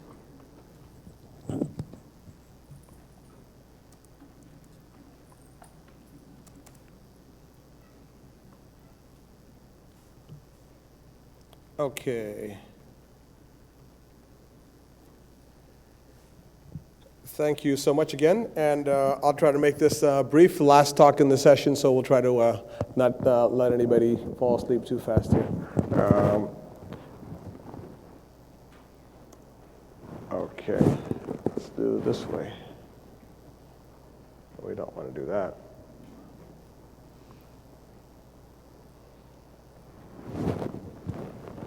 Where's my arrow here? Okay. Performance comparison of HEVC reference software versus X265 and VPX. And by VPX, I'm really talking about VP10.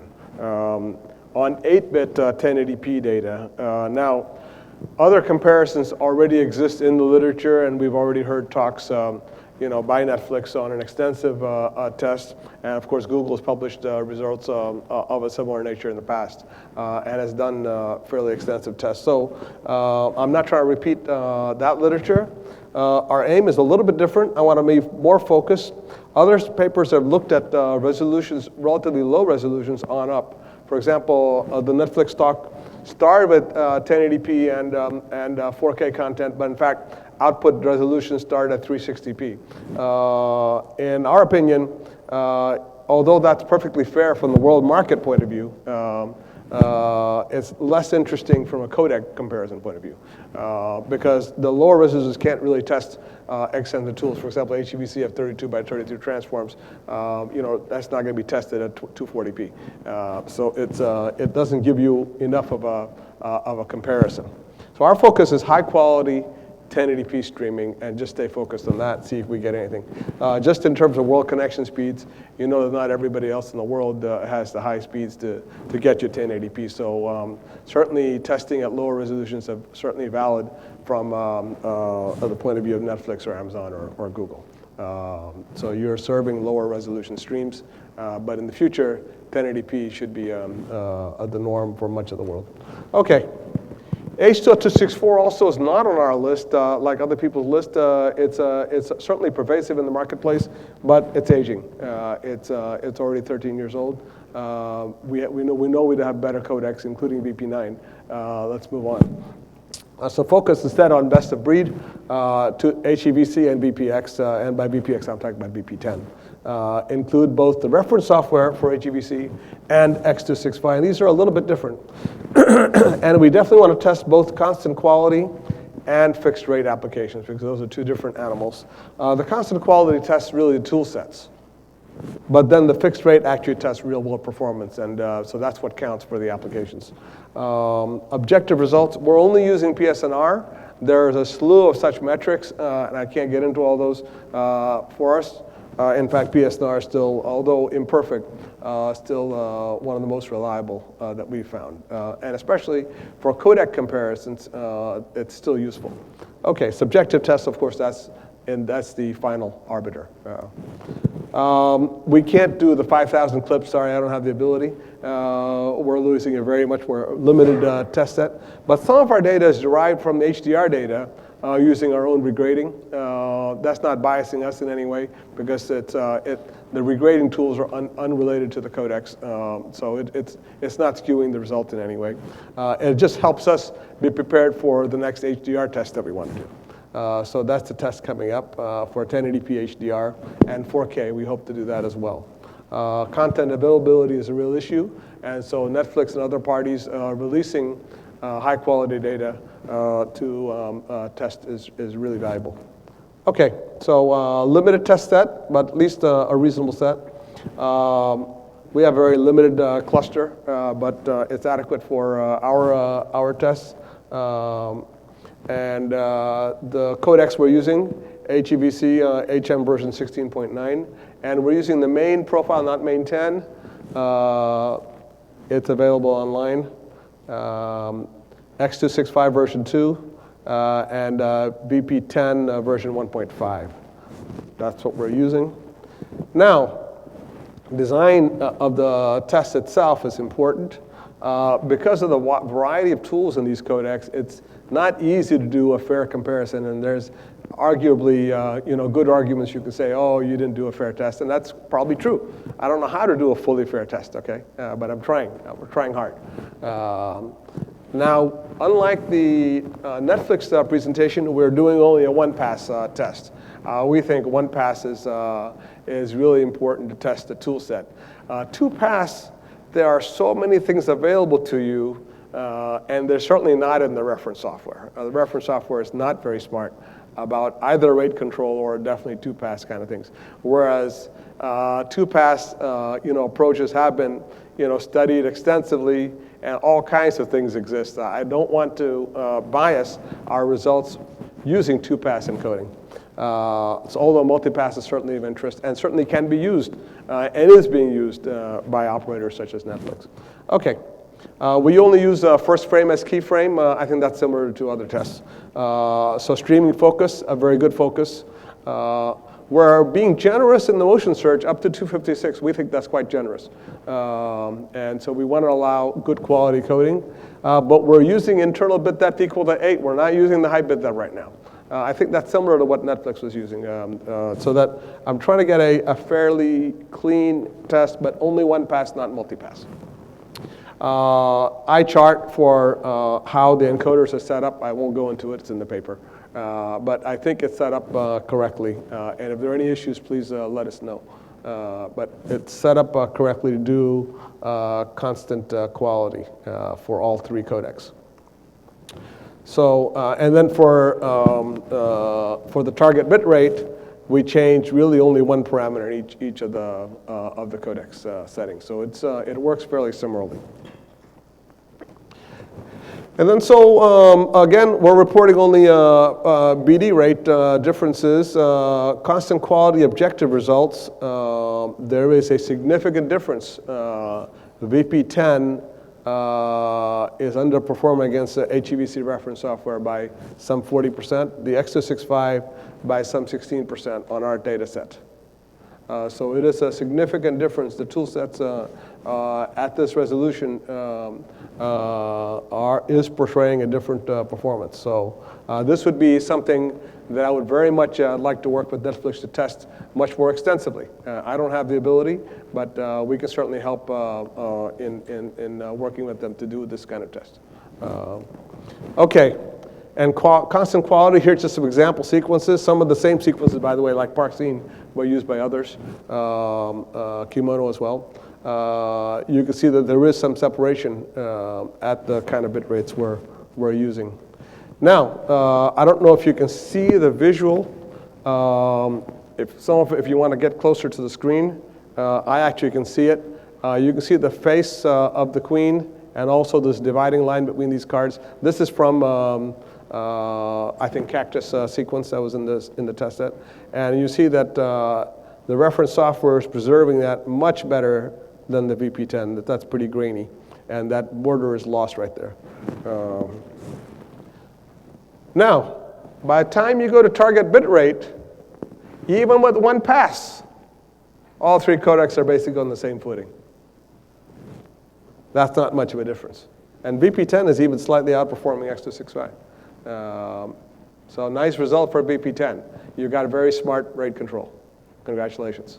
So did a smart job. And that's only with one pass. The multi-pass would have an even better advantage. The reference software is not smart at all. And we didn't put the effort into that. So got to be fair. You guys are using a commercial tool for an application. You have in a streaming application, you got all day long to code. Use your multipass. So go ahead. So you got smarts already. And in fact, we're trying to supply you with more tools to make it even better. So you've got a good lead. And so, in fact, although there was some separation before, there isn't any separation now. At the target bit rate. So I would say that, and in fact, the visuals also match up. Look at that quality improvement. That one stayed about the same, but this one has improved considerably, including that separation line now that's there. So your rate control is pretty smart. So again, congrats. And so that's it, my conclusions. Preliminary evaluation, obviously a limited test. We don't have the ability to do the thousands, sorry. But we'd be happy to work with you to do the thousands. Tested both constant quality and target bit rate. Constant quality, HM leads, and we think it's significant. So that tool set is really pretty powerful. But in target bit rate, nearly equal performance. And in fact, VP10 comes out very competitive to HEVC. Even the reference software. But we have to say that the HM rate control is lousy. It's not a very mature rate control. So if you improve the rate control in HM, it'll also regain some of that lead, but not as much as it had with constant quality. That much you're not going to get. So speed, the commercial codecs are obviously far and away better. The HM reference is a dog. So we knew that. So much remains to be done. This is obviously a limited test. You can test other data, and there's 1,000 sequences. I don't have them, but you do. Other test settings you can change. So we only use a specific set of test conditions.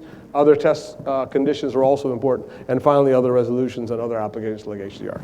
So thank you very much. That's all I have.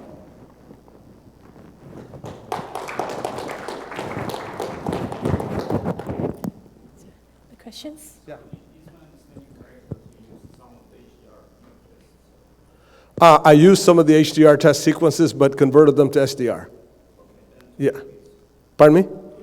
To 8 bits, yes. Yeah. So it's fair. The conversion process is independent of the codec. I don't think it biases the results, but it does help us prepare for the HDR test because then I can do some cross comparisons. So that was part of our motivation. But we'll be happy to release all of those 8-bit sequences so the other can test them. So sure, yeah, we'll release those sequences. Anything else? So are you planning to compare this to add JVET? Because VP10 is next generation after HEVC. Absolutely. So JVET is still in process. So those of you who don't know, the MPEG and HEVC, well, not HEVC, but ISO and ITU are currently studying extensions of HEVC in a program called JVET, Joint Video Exploration Team. A codec is under study with tools that basically take HEVC but expand the block sizes from 64 by 64 all the way up to 256 by 256 and add basically a lot of tools we had laying around like adaptive loop filter and things like that. It's highly complex, maybe even 10x more complex than the encoder, about 4x decoder side, and has about, what, Gary, about 16% extra gain? Over HEVC? Yeah. Oh, you're up to 26 now. I thought it was 16. I'm behind. Sorry. No. We know that, and he means that the stuff above 10x complexity. VP10 is reasonably practical. Yeah. Anyway, and they've got a good rate control. I was impressed with that. All right. Thank you. Thank you.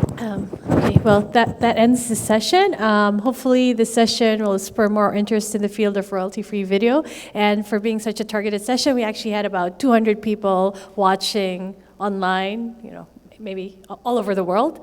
Thank you so much to Periscope for helping us out with this feed, and also to YouTube Live. I'd like to thank the speakers for agreeing to be broadcasted to. Thank you to SPIE for agreeing to this idea, because this is not something they usually did. And of course, to the team at Netflix for helping set this up too, David, Andre, and Jan. So thank you very much.